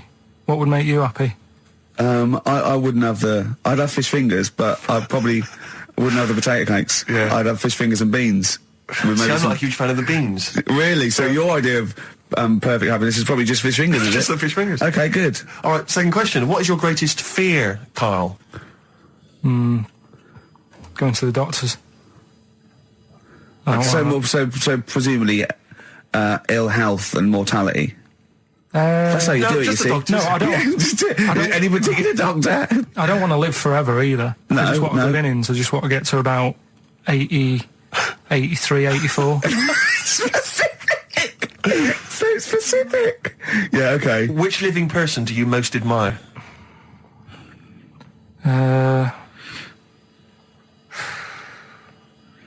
Which person throughout any time in history do you most admire? Winston Churchill's pretty good. You like him? It's very good. He's Why? Right. Good answer. Because if it wasn't for him, we'd be talking German. I'm not that good at that. He's not that good at that. I love that even if the Nazis won, right, in 1945, and we'd be now speaking German, he still wouldn't be that good at it. Although he's not good at English, so I suppose that's true, isn't it? Yeah. All right. Well, here's the final one for now. Do you believe in capital punishment? That's not hitting Dr. Fox over the head with a stick. Depends what for, right? Go on. Oh, if it's something bad. And, well, I assume it would be. they don't kill people now for parking illegally. But what sort of thing are you talking about? What sort of punishment? Capital punishment. Yeah, I know, but what is that? What are you talking about? Well, guillotine, hanging. Hanging's a bit bad. Yeah. Can be fatal, can't it? What do you mean hanging's a bit bad? It's all bad. Why should the state kill someone? Because prisons are getting a bit busy, aren't they? Brilliant. Okay. What's the point in keeping them, people around? Well, what's the point in killing them? Just because it's like, right, that's that done. Who's next? Do you know what I mean? What can you do with someone if they're mental? Employ him on a radio show. Yeah. Right, next question. Play a record. Okay. We'll come back to the questions. What do you want? What have you got in here? Rick, I know you're a massive fan of the Thorns. Yeah, but maybe you're less familiar with the different elements of the Thorns' solo work. No, It's a track from Matthew Sweet. Oh, yeah. XFM 104.9, Matthew Sweet, and a song called In My Time, Ricky Gervais, Steve Merchant, Karl Pilkington. That's great, that. Yeah, just asking Karl some of these Q&A questions. This might be my idea of perfect happiness, being in a room with Karl Pilkington. Yeah. I just watch him look around. When you're talking, he looks at you, and it's like, you know when the owners say, it's like the cat can understand what I'm saying. Yeah. It's like he's on the edge of that. He's on the edge of that. Or you think he can. And I know he understands the words, but I don't think he understands the full impact. He never, whenever you say something to him, it might be some, you know, a revelation or something, he always picks up on the wrong side. You go, well, that's not the important bit. Do you know what I mean? He always goes... It's a bit like having a 14-year-old French exchange student. You know, their English is not amazing. They roughly understand you, but they're trying to piece together what you're saying. Exactly. But it's great. You see, the thing about Karl is, and don't take this the wrong way, I like him because he's stupid, in a way. No, I'm not being funny, but do you know what I mean? But even though I think he is considered stupid, some of the things he says, I think borders on the, I don't know what the PC term is, the retarded. Do you know what I mean, Karl? Anything in particular you're thinking of, though, Rick, when you think of... Well, he was talking to me the other day because I'm trying to write a show called Science, and he's sort of going to help me out with some of the research, and I want him to do something on the DVD for it, right? And he was talking about it, and he was talking about he says that in the future they reckon we'll be able to soon. He said they'll be able to take us into space, and it's going to cost us £150,000. He said, what's the point? There's nothing up there. He said when they went up there, right? He said when Louis Armstrong went. In 1966, right? He said it was nothing there. So there was him, a fella called Buzz. There was one and third bloke that didn't even get out of the spaceship. He said he went all that way. He didn't get out to stretch his legs. How good can it be? Forget it. That's him summing up space exploration. Don't you agree with that? What's the point in going up there?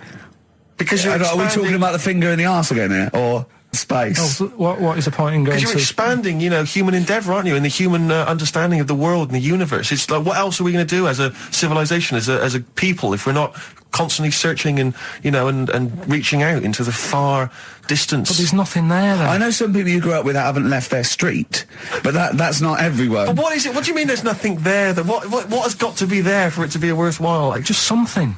What, I mean, to be honest, what would you be happy with finding up on the moon? A video? Just something. I don't think they looked hard enough anyway when they got there, because they seemed to get out, have a bit of a dance about, and then they came straight back. And I sort of think, you know, did they look properly? It's not a day trip, is it? But what I mean they is... took that car out there, didn't they, and drove around a bit? Yeah, but only a little bit. What I mean is, say if an alien landed in Africa, there's not much there, so they'd go... What do you mean there's not much there? Well, it's a bit barren, isn't it? Well, Africa, just in general. Well, so anywhere like that, desert or whatever, what I'm saying is, have a good look round. Probably where all life came from, and probably 500,000 species of animals live there. Buildings and that, and stuff. Oh, buildings. Well, just stuff. Yeah. I mean, did they look properly? Or did they just land, get out, go, oh, bit dusty, whatever, right, let's go back? I just think it's a bit pointless. Especially when we haven't done everything there is to do here. Go on. Well, I don't know, but I'm sure there is stuff that needs sorting out. Well, I know the place that there's no medical man has been in this room. Yeah. There's definitely an unexplored cavern sitting right in front. All right, Steve. Would you go to the moon if someone said there's a space? He doesn't march at a concert because he's scared his glasses to fall off. Of course he wouldn't go to the moon. They'd spin him round in training, his glasses would come off, and that'll be it. He'd feel sick. My worry is I'm not sure I'd have to, because would I be able to wear him under the helmet? Imagine him! Like I went paintballing once, and I had to wear the glasses underneath the mask, and of course it was a bit hot weather, it was awful, it was steamed up in there. It's terrible, I couldn't see anything, I got shot straight away, I was out of the game, it was pointless. You know, it cost me like £8. Yeah. You don't have to be that fit anyway, do you? You're only sort of sat there. Well, not... well, yeah, but what are you talking about? Think of G-force alone and weightlessness. Of course you've got to be... What? Yeah. I think when you said think of G-force, he thought of G4. The follow-up winners in Pop Idol. I could see it as his eyes glazed over. A couple more quick questions for you, Karl, just to try and get inside your mind. What is your greatest regret? Probably... I didn't do that well at school, did I? So I'm trying to learn stuff now. Yeah. But not mentally. But, you know. He reckons he's learned more in the last 3 months than he ever has in the rest of his life, reading a couple of science books I gave him. Well, that's impressive. We'll test you on that later on. Yeah. What keeps you awake at night? Well, I live in sort of central London, don't I? So it's brilliant traffic and that. I think they were thinking more. But what fears have you got? What worries do you ponder the expansion of the universe? Do you worry about it? There's no point, is there? 'Cause there's nothing I can do about it. So what, with you, it's the little Chinese fellow across the road. Just stuff that I've got to sort out. You know, any bills or anything. I don't worry about the world ending or anything. What's the point in that? It's true. That is true. I can't do anything about it. I always think that people with more sort of intelligence have the world on their shoulders because they're worrying about stuff that's miles away, whereas I'm like, you know, I'm happy if the sun's out, it's like, oh, it's a nice day. Yeah. I don't worry about wars and stuff going on because there's nothing I can do. What would you do if there was a war that maybe there was... What, here? Yeah. Go on holiday. Play a record, Carl. The Who. I mean, that's got to be one of the best rock tracks ever, isn't it? Oh, there's no arguing. Do I sound like Dr. Fox again? A little bit. Okay, that's a good thing. Yeah, it's a good thing, isn't it? Yeah. We're going to get a Sony Award this year. Carl, how are you doing? Yeah, I'm alright, yeah. Yeah? It's good to be back, isn't it? We're doing Rockbusters in a bit, what? Have we got Rockbusters? Well... Hallelujah! I'll tell you this, new listeners... new listeners won't believe their luck when they hear Rockbusters. We've got Rockbusters. Have we got, well, dare I say it, have we got Monkey News, Carl? Well, I've been away, haven't I? So I've sort of got a few things that I've read about roughly, but I don't know the full ins and outs. You're joking, because usually you do your research quite well, don't you, when you get off Annan over and read the top line. So what are you saying, though? Are you saying that it's kind of Monkey News? We might have time to do something later. Well, we've got to have him Monkey News. I love it when he teases us with his Monkey News. We've had emails about that website address. Oh, yeah. It was a what's the name? An underscore. Okay, so give it out one more time. Now go to this to find out about Karl Pilkington. Someone's put in a lot of effort. It's a really good website. There's some great pictures of Karl. Well, they're not great. They're just freewebs.com/the_K_man/ Okay, forward slashes all the way. Yeah. Except the underscores. Except the underscores, yeah. This is interminable. Isn't it interminable giving out email addresses? I know, yeah. Rubbish, it's so boring. I know, yeah. Oh, dear. Is he enjoying the show? It just says, I love spending 2 hours on a Saturday listening about fingers of passes, doctors squeezing testicles and making you cough. Have you got any news on the airy Chinese kid? So... Well, when you say it like that, some of the stuff we cover does sound a little bit of, drivel. Well, sometimes. Yeah. Carl was worried about swearing, because after we were talking about finger at arse and that, he's generally worried. And I don't have a problem with swearing, although I understand why you can't say certain words on radio. It might be offensive, people aren't listening. I mean, the F word, the C word and all those. But when they bleep it out in a record, they bleep out the vowel. So in the F word, they bleep out the U, so it goes, beep. Right? What? So they go, it's not offensive, I didn't hear the vowel. Presumably, yeah. So if you change the vowel, it's not... Do you know what I mean? So, in the C word, could I say... could I talk about the philosopher Immanuel Kant? Well, you can talk about Immanuel Kant because he's one of the great thinkers of all time. So Kant is not an offensive word because the vowel is different, okay. is it? Leave it then. No, do you know what I mean, though? Well, I don't see how it can be offensive. You can't. It can't be, can it? He's a thinker, he's a philosopher. His name is Kant. That is his actual name. Yeah. I think it comes from a long line of Kants, from what I can... He hasn't changed his name. I think his father, his grandfather... There's a lot of German people... Oh, Germany is, I assume, full of Kants. Well, I mean, yeah. Yeah. What? Well, what else? So can you change the vowel? So could I say... Probably not. What if I changed 2 words? What if I said cump? C-U-M-P. Now, that's not offensive at all, is it? That can't be offensive. So I could say, you fucking cump. Yeah. Right. Okay. I need a schnit. That would be fun. Wonka, Willy Wonka. Yeah. Absolutely. No, that's a good one. Willy Wonka. Yeah. You got, although Willy, is Willy offensive? Could you say Willy? It's tricky.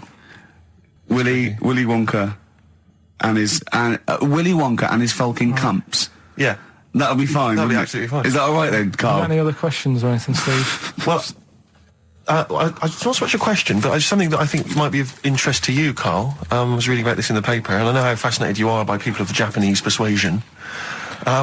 2 elderly men found on a remote island are believed to be Japanese soldiers in hiding since 1945, desperate to go home. diplomats from Tokyo are investigating the claims of these men who are 87 and 83. What are you thinking there?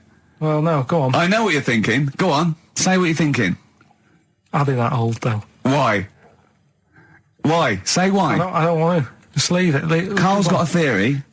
Well, I don't think this is fine. I'd say that Carl's views don't reflect the views of XFM, right? Carl's got a theory that Oriental people don't age well. Sure. Let Carl. But that annoys me the way. Yeah, but I think people will probably agree with me. But for some reason, the first time I said that, I wasn't even worried about it. But now, because of the reaction of people, I don't understand. I don't know why I can't say that. What's your theory? Explain your theory in a nutshell. Just like you don't see sort of a 33-year-old Chinese person. No, but at the same time... What do you mean you don't see a 33-year-old Chinese person? I'm not having a go. At the same time, you don't see that many fat ones either. So, in a way, that's good news. Nobody would be upset about that. But what do you mean? But your news isn't bad news, because it's not true. But wait, stop. What do you mean you don't see a 33-year-old Chinese person? I don't understand. What do you mean you don't see them? What do you see then? Sort of, young ones. And then, like, you don't see that middle ground. I don't know what this theory's based on! So you see old ones and you see young ones, but you never see any in between? Yeah. What do you mean? So what's the oldest Chinese person you've seen before the age of 33? How old do you think? About 22. 22, so you've seen lots of 22-year-olds, so you've seen a range from babies to 22-year-old Chinese people. That's fact, okay? And then what gap do you miss out? When do they pop back up on the radar for you? What age has a Chinese person got to be older than that? Well, 49. You're always so specific. What do you mean when you say they don't age well? What do you mean they don't age well? You mean that middle-aged ones look old? Because you think at 23, when it's 23, happy birthday to you, and they look up, and oh, jeez, it's 52. What do you mean? No, I just mean they don't age that well. There's nothing wrong with that. I don't know what it is in them, but they just don't... all right then, here's a question.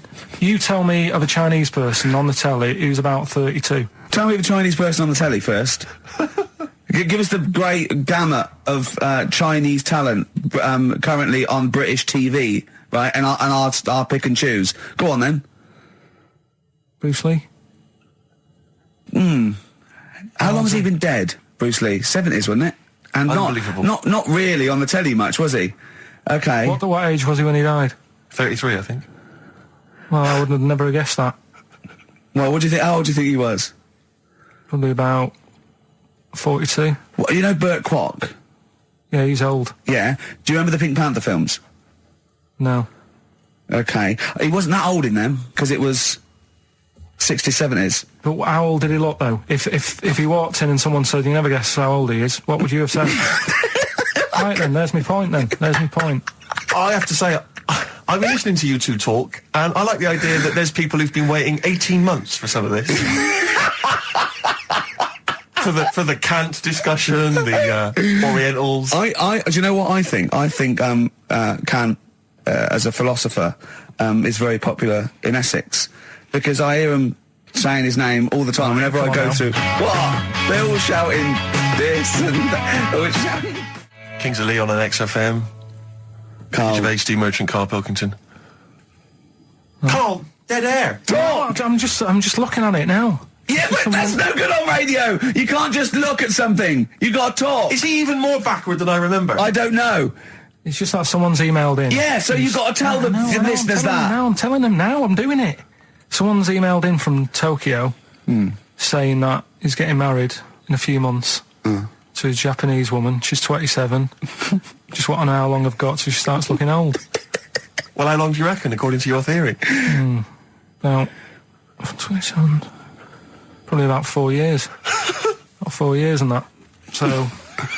What would you advise him, to get out now, or...? Well, have some good sort of wedding pictures done and that. Carl! Carl! It's not true! The theory's not true! Well, we'll see, won't we? Oh yeah, great. In 4 years' time, he's going to send a picture going, oh, you're right, Carl. Look, she looks like a prune. What? He's going to suddenly start saying his girl... It's not true, it's not going to happen. It's that thing, though, innit, of looking at her mum. there's a lot of truth in that, isn't there? That you shouldn't really meet up with your girlfriend's sort of parents and that. Sure. Because you just sort of get a little taster of what's to come and what have you. And what's to come with yours? It's a good job I didn't meet her early on. No. You're going to be in such trouble! No, they don't listen. It's all right. Really? Well, Suzanne does, doesn't she? She'll probably be out. Really? But she knows. She's got some sense. Yeah, when you get back. Yeah. You went on holiday with them, didn't you?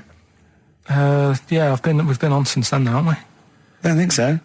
Yeah, I went on holiday last week, been away, but that was just me and Suzanne. Talk about that later. Yeah, okay. Well, that's coming up.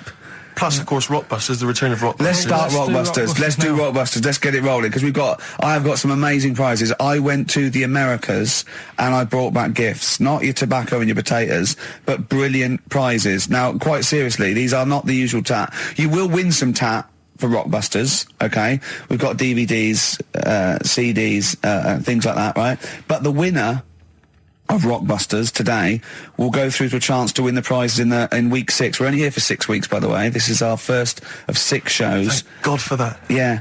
And I went to do The Simpsons last weekend, and I've got a drawing here, an original drawing of Homer by Matt Groening. See that? Look at that. As Homer there, your pal Matt Groening, May the 18th, 2005. And Homer's saying, "I love Carl because he's stupid like me."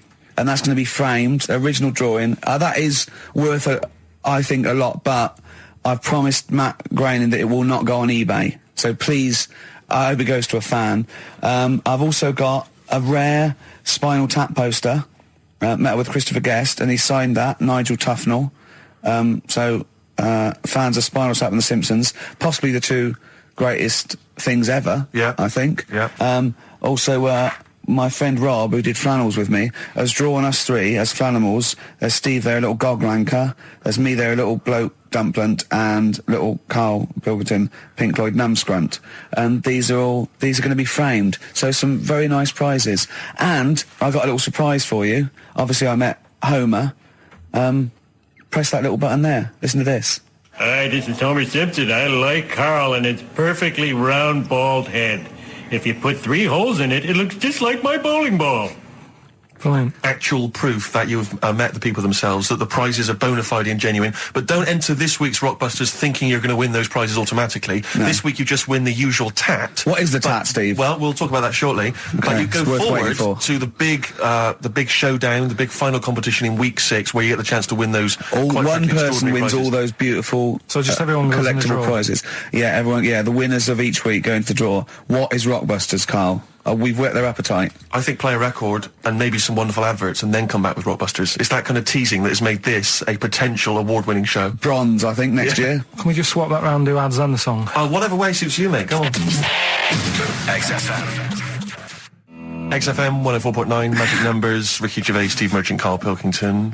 Well, I'm a little bit worried. I've just got to warn the listener, if we suddenly just go off air, right, it's because champagne is pouring down a hole where there's loads of wires into the desk. Because Steve, getting ready to open this champagne, right, just took that wire thing off, just put it there, of course, because it's warm. It just exploded everywhere. Yeah, I should explain now, I didn't bring in champagne to toast our return to the radio. I mean, I'm not an idiot. But, actually, from Focus PR, Ashley has rather nicely sent us some Lindauer sparkling wine, and I'm just trying some, and it's really quite refreshing on this summer's day. So if you're perhaps working for some kind of PR agency, you know, or any kind of company, and you want to send us stuff which you want us to shamelessly promote on air, then feel free to do that. So you're just looking for free stuff? Yeah, I mean, you know, electrical goods. Okay, it's not just like champagne. Definitely not. Because I was going to say, if other champagne companies... What's that champagne company called that they sent us for free? Lindauer sparkling wine, which I imagine is available now. Yeah, so other champagne companies feeling jealous could send you some and you'd mention it. I don't want to exclude anyone from this. You know, anyone is welcome to send anything in. Brilliant. And as I say, I'm particularly interested in sort of designer goods. Okay. You know, the Apple Mac people, they're welcome to send anything in. Now, what's annoying about that champagne opening like that is that, as you know, I've brought my camera in, and I wanted to film you opening that onto Carl's head. Got the cork. Rick, I got another bottle. Have you ever? I don't want you to miss out on an opportunity like that. That's a bit of a waste of champagne opening 2 bottles. But Carl, would you mind? Because that would have made a cracking noise against your head. that cork going off. And because it's such a lovely, bald little sort of dome. Yeah. We'll put your head right down, It'll open it, we'll see what the cork does, and I'll film it for, like a website or something. Maybe we'll make that the finale of today's show. That'd be great. Yeah. Okay. Sponsored by Lindauer Sparkling Water. Oh yeah, the sound of a cracking cork against Carl's skull, sponsored by Lindauer. Sponsored by Lindauer, available now. Great. Right, we're doing Rockbusters then. Oh, okay. Now you should explain briefly what the concept is, Carl, because there might be a few new listeners. It's Blockbusters. Right, go on then. Well, it's not Blockbusters. No, because they were real clues, weren't they? Yeah, that was actually. He says they're a cryptic clue. It's not cryptic. Yeah. Well, it's like, what am I thinking? This competition is like, what number am I thinking of? Rick, just calm down for a second. Let me explain basically what the concept is. You'll remember some of the greats from the past. Yeah. Basically, you give some vague clue. Is that right, Carl? And from that, we're supposed to deduct which band or artist you're thinking of. So, for instance, there was one, the West Indian fella spinning a fish round his head, and that was Detroit Spinners. The Trout Spinners. Yeah, Detroit Spinners. Yeah. There's also what happens if you fall over into a puddle in Texas. Wet knee, Houston. That is the level of Carl's That's what you're clues. working with. But can I just say, there's no irony in this. Carl doesn't think this is quirky or kitsch or ironic. He thinks these could go on the Guardian crossword. Yeah.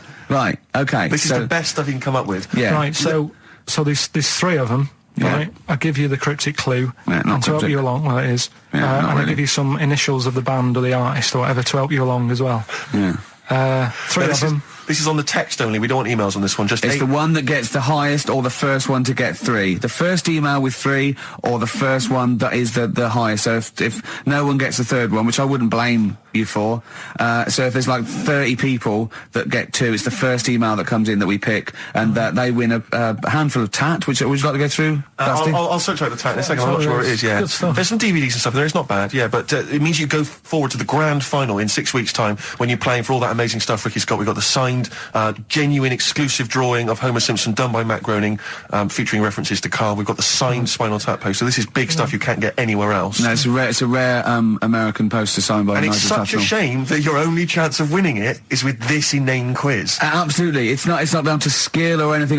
It's just such a shame that. Let's just do it then. Go on then.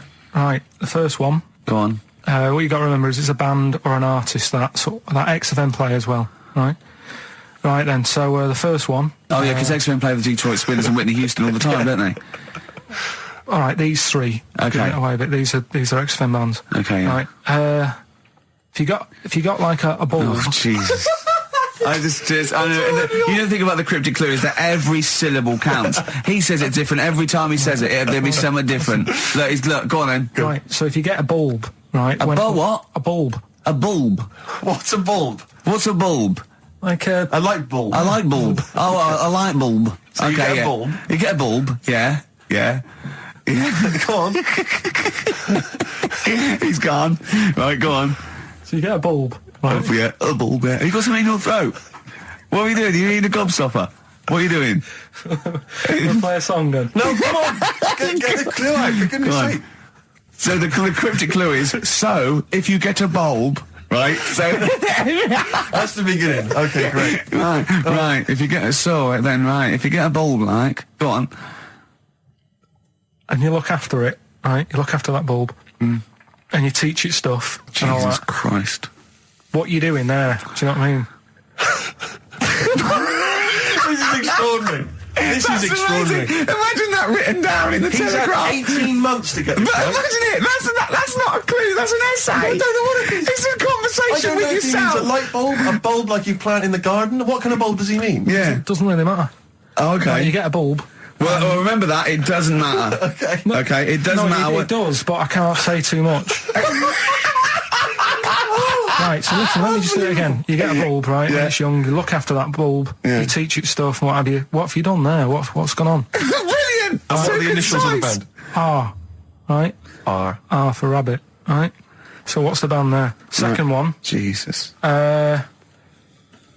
People have a problem doing this when they get home from like a night out drinking. Right? What's the problem they've got? Right? The initial there, K. What's the band? right? People get in from having a night out, they'll have a problem doing this. What is it? What's the problem? Okay, and clue number 3? I had a vision of that Chinese flu. Right? That's C. I had a vision of that Chinese flu.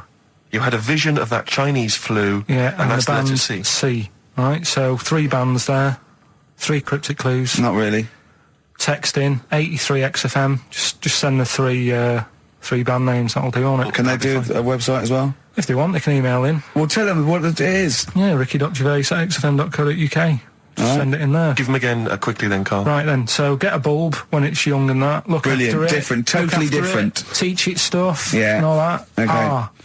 What's the band, right? Yeah. Second one, people have a problem doing this when they get home late at night. You know, they've been out drinking and that, they get home, what problem are they going to have? K is the initial. Third one, I had a vision of that Chinese flu. What do I mean? Brilliant. C's the initial. Play a record. I mean, that's abomination. Right, go. Bruce Springsteen, No Surrender. Saw him last night at the Albert Hall. Amazing gig. I know you're going tonight, Rick. Can't wait. You'll have a whale of a time. There's a lyric in that. I noticed he sings, we learnt more from a 3-minute record, baby, than we ever learned in school. Probably not paying attention, to be fair, but that's certainly true of you, Karl, I would have thought, isn't it? Well, he learns a lot of his stuff from records. He only likes records with a story. Yeah. His favourite record is Killing a Georgie by Rod Stewart. Yeah. In the Ghetto by Elvis. Living in the City by Stevie Wonder, and Babushka by Kate Bush gets the story. Yeah. We looked into the story of that one day. I was saying, well, she dresses up and the husband falls for her. And what did you say? Saying it wouldn't work. I'm just wondering, we should play it really so people can hear it and sort of... Well, we'll play Babushka a bit later on then, and we can analyse those lyrics. Coming up on XFM, London's alternative new music station, Babushka by Kate Bush. Brilliant. XFM. Embrace. Glorious day on XFM 104.9. Rick, there may be listeners tuning in thinking they've got something better to do, for instance, switching off the radio and just staring blankly at the wall for the next half an hour. But no, because what they're going to miss is our grand finale to this, which is, of course... sponsored by Lindauer's, the sparkling wine solution to a hot summer's day. Yeah. That we're going to be firing a cork. Did you just make that up? Yeah. Pretty good. Good. They're going to be firing a cork at Karl's head just for the sound. I just think it's sound... Huh? It's not happening. Yes, it is. You said... No, we've said it is now. We've promised it to the listeners. Yeah, come on. I'm not happy with it. Why? Because the pain? Well, I've never had it done, so I don't know how painful it is. Well, what reason to do it then? Yeah, we've got to try it out, haven't you? You're perfect. It's like a little cowbell or wood block. That's what I'm hoping for. Yeah. I'm hoping for pop. And I'm going to film it for my website. Brilliant. So go to that this week, rickygervais.com, and see Karl Pilkington getting hit.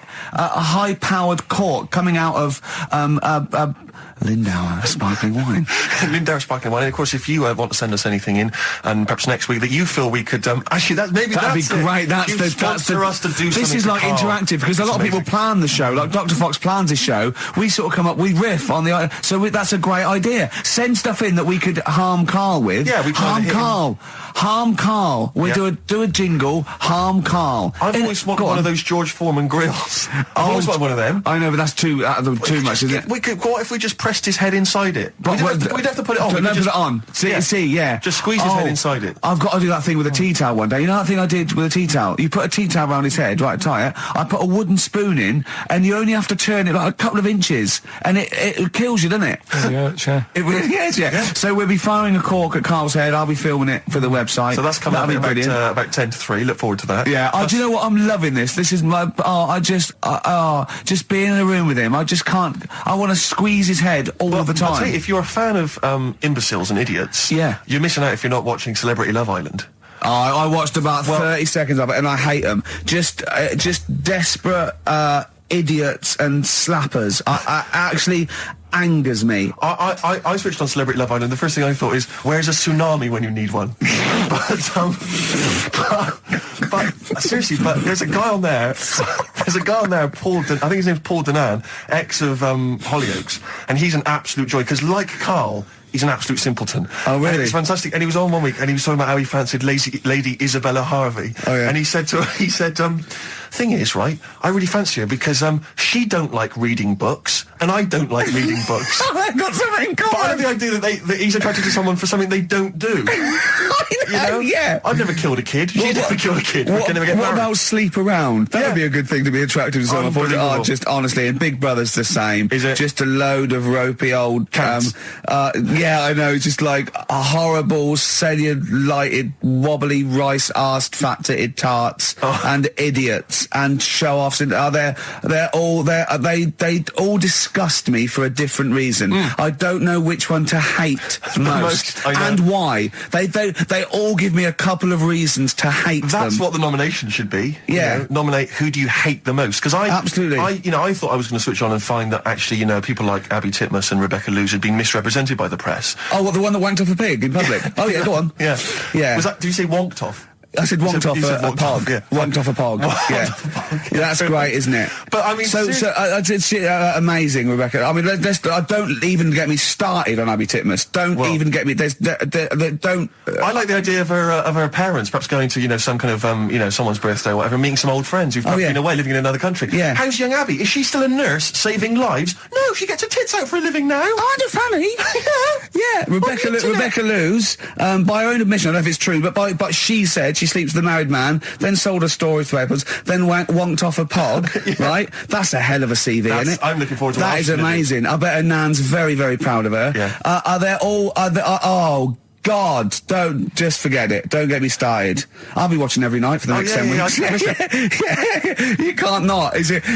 My adrenaline rushes. And you go, oh God, I'll just tune in to see. It's almost like you tune in to see which one gets hurt. Yeah, that's the thing, isn't it? Emotionally scarred. But maybe one of them will come through. Well, we'll find out. We're always going to be we're going to find out that one of them was like had a really, really bad childhood, and we feel sorry for her for a little, you know, like the Jade Goody syndrome or something. And oh God.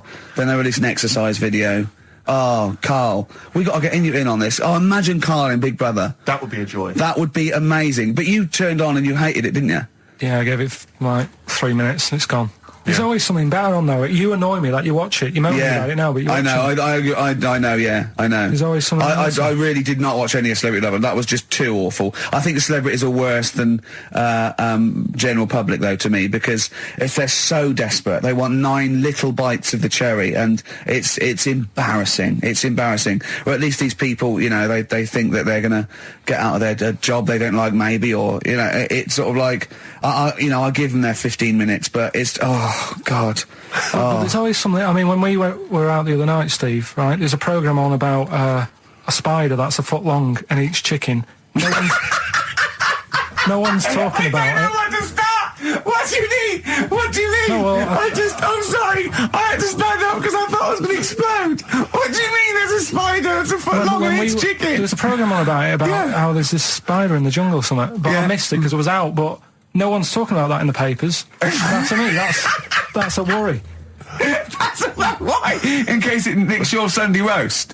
What do you mean? But if it likes chicken now, Rick, you know, in like 2 years' time, who knows what it might like. I know, it move up the evolutionary ladder, it start liking Karl, then humans. No, I'm not worried about the chicken bit, because I eat chicken, that isn't that shocking, but the fact it's a foot long, and no one's, it's just on a Thursday night, no one's talking about it.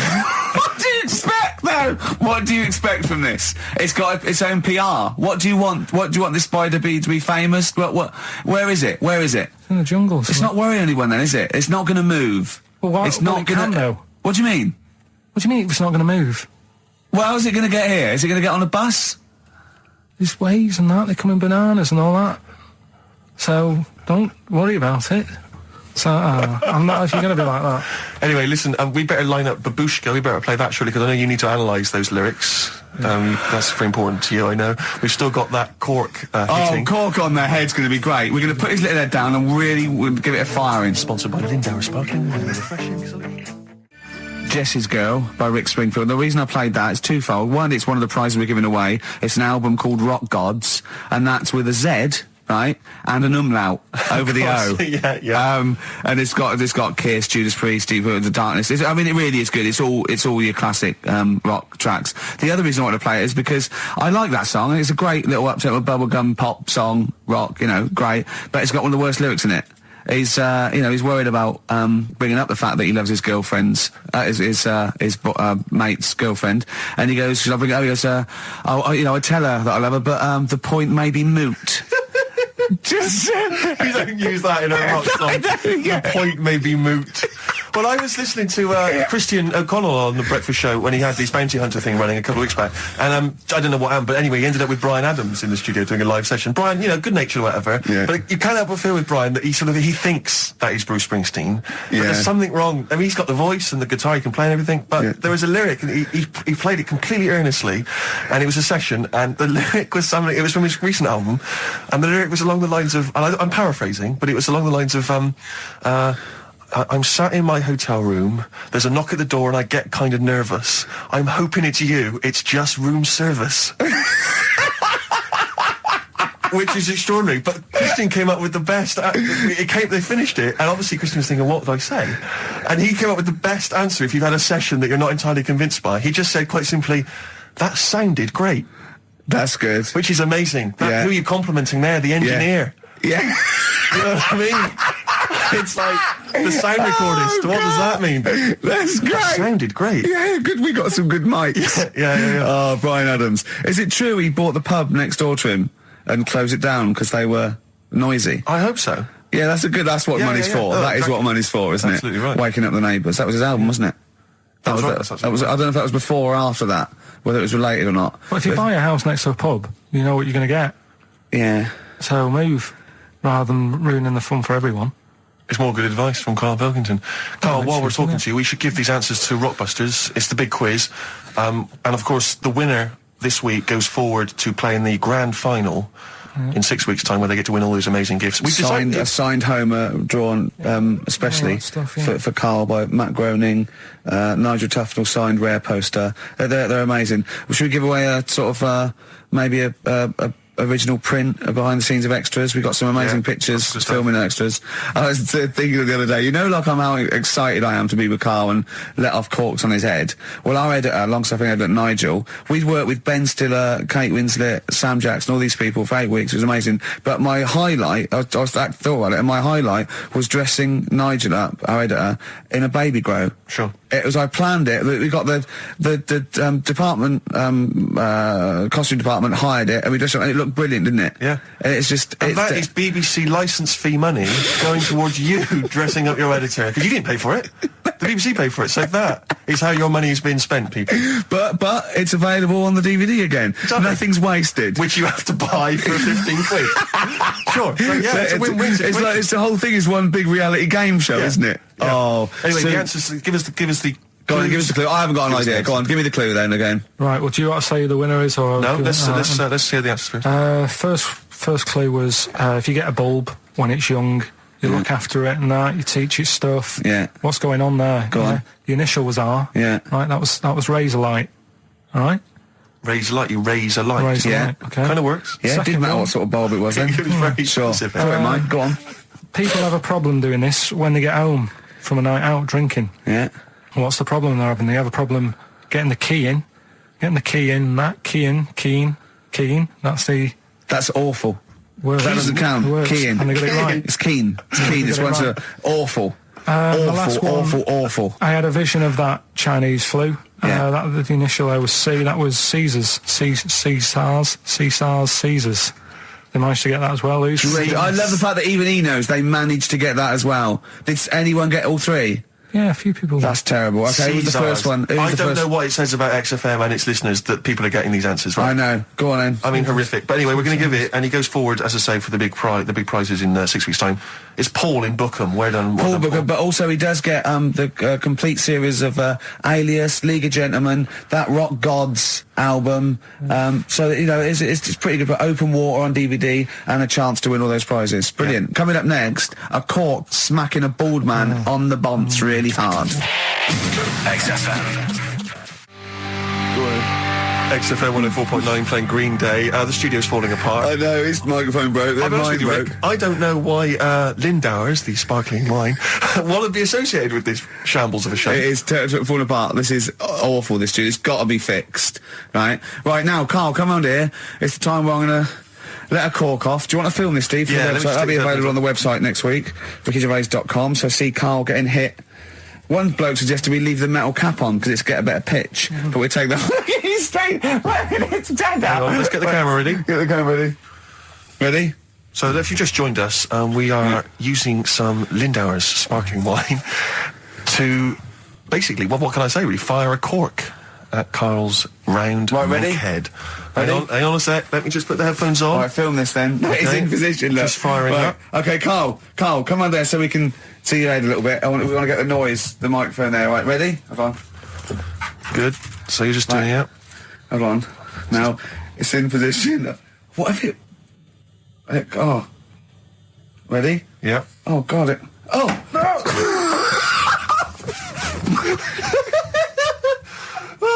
It's like Jackass. Did it hurt? Did it hurt me? What do you mean? Did it hit you? I sort of just. It went off. It went off course. Did it? Just glanced. Did it? Right, Lindauer, you're going to send us 8 more bottles, please. Yeah, we're going to get this right. Homesick. Kings of Convenience. Beautiful. Yeah. On XFM 104.9. Well, that's nearly the end of our first of 6 shows, our summertime special. Some of the highlights, Rick, so far today. I don't know what you've made of it. We Finger at the arse. Finger at the arse, testicles early on. Orientals don't age very well. Bit of racism. Bit of racism with the Germany's full of cants. Yeah, that was. That isn't swearing. Cork on the head. Champagne down the electrical works. So good. Just the finale is monkey news, obviously. Well, I'm looking forward to it. Oh, chimpanzee that monkey news, yeah. There isn't. I've been away, haven't I? Oh, right, there's been no monkey news. You can't get. No, but I haven't had a proper chance to sort of, Karl, your monkey news is of spurious tales from the 17th century sometimes, so let's have one of those. No, let's have a monkey who dressed as Zorro and they thought he was a woodsman, but when they took his head off he was a 4-foot hairy chimp. Let's have one of those ridiculous stories. Well, we've done that though. But do you want to go back on some of the ones? What is the monkey news? There must have been some monkey news this week. The only thing that sort of stood out, do you know, like, they're having problems... You're just making this up. Where's your information? Where's the piece of paper? Where's the document? What is this? Because I've been away, so I haven't got anything. Let's hear But it's bad enough when he's reading it, he gets it wrong. When he's just riffing, it's going to be absolute twaddle. Let's hear it out. Right, do you know, like, they're having problems getting new people to be policemen? Oh, Go on. They've, in America, they're taking them on to, sort of join the SWAT team. They've taken what on? Some little monkeys. Okay. Giving them walkie-talkies and all that. And, well, they can't talk. They're just walkies. They don't have to... They're giving them some walkies. What do you mean? What was... being given commands and that. And, they go... so it's one way. They tell them they've got the little thing strapped to them. They're good at, like, getting into small, or some sort of, small places and that, and sort of, cracking stuff and all that. Like I say, it's just half a story I just picked up on. That's not a story. Well, what do you want? Monkey news! Well, I'll get some better stuff next week, but I've literally, like, got off a plane. This is the worst. This is one of the worst shows we've ever done. And that's saying something, Rick. We've done some tripe. This is nothing. And to end with the police in America have given monkeys walkie-talkies. That's nothing. That is a disgrace. And what do you mean that you've not had enough time to prepare? We've been off air for 18 months. Yeah. What, there's been no accumulated monkey news in that time? It's got to keep it fresh, though, hasn't it? Great, well, more time. XFM.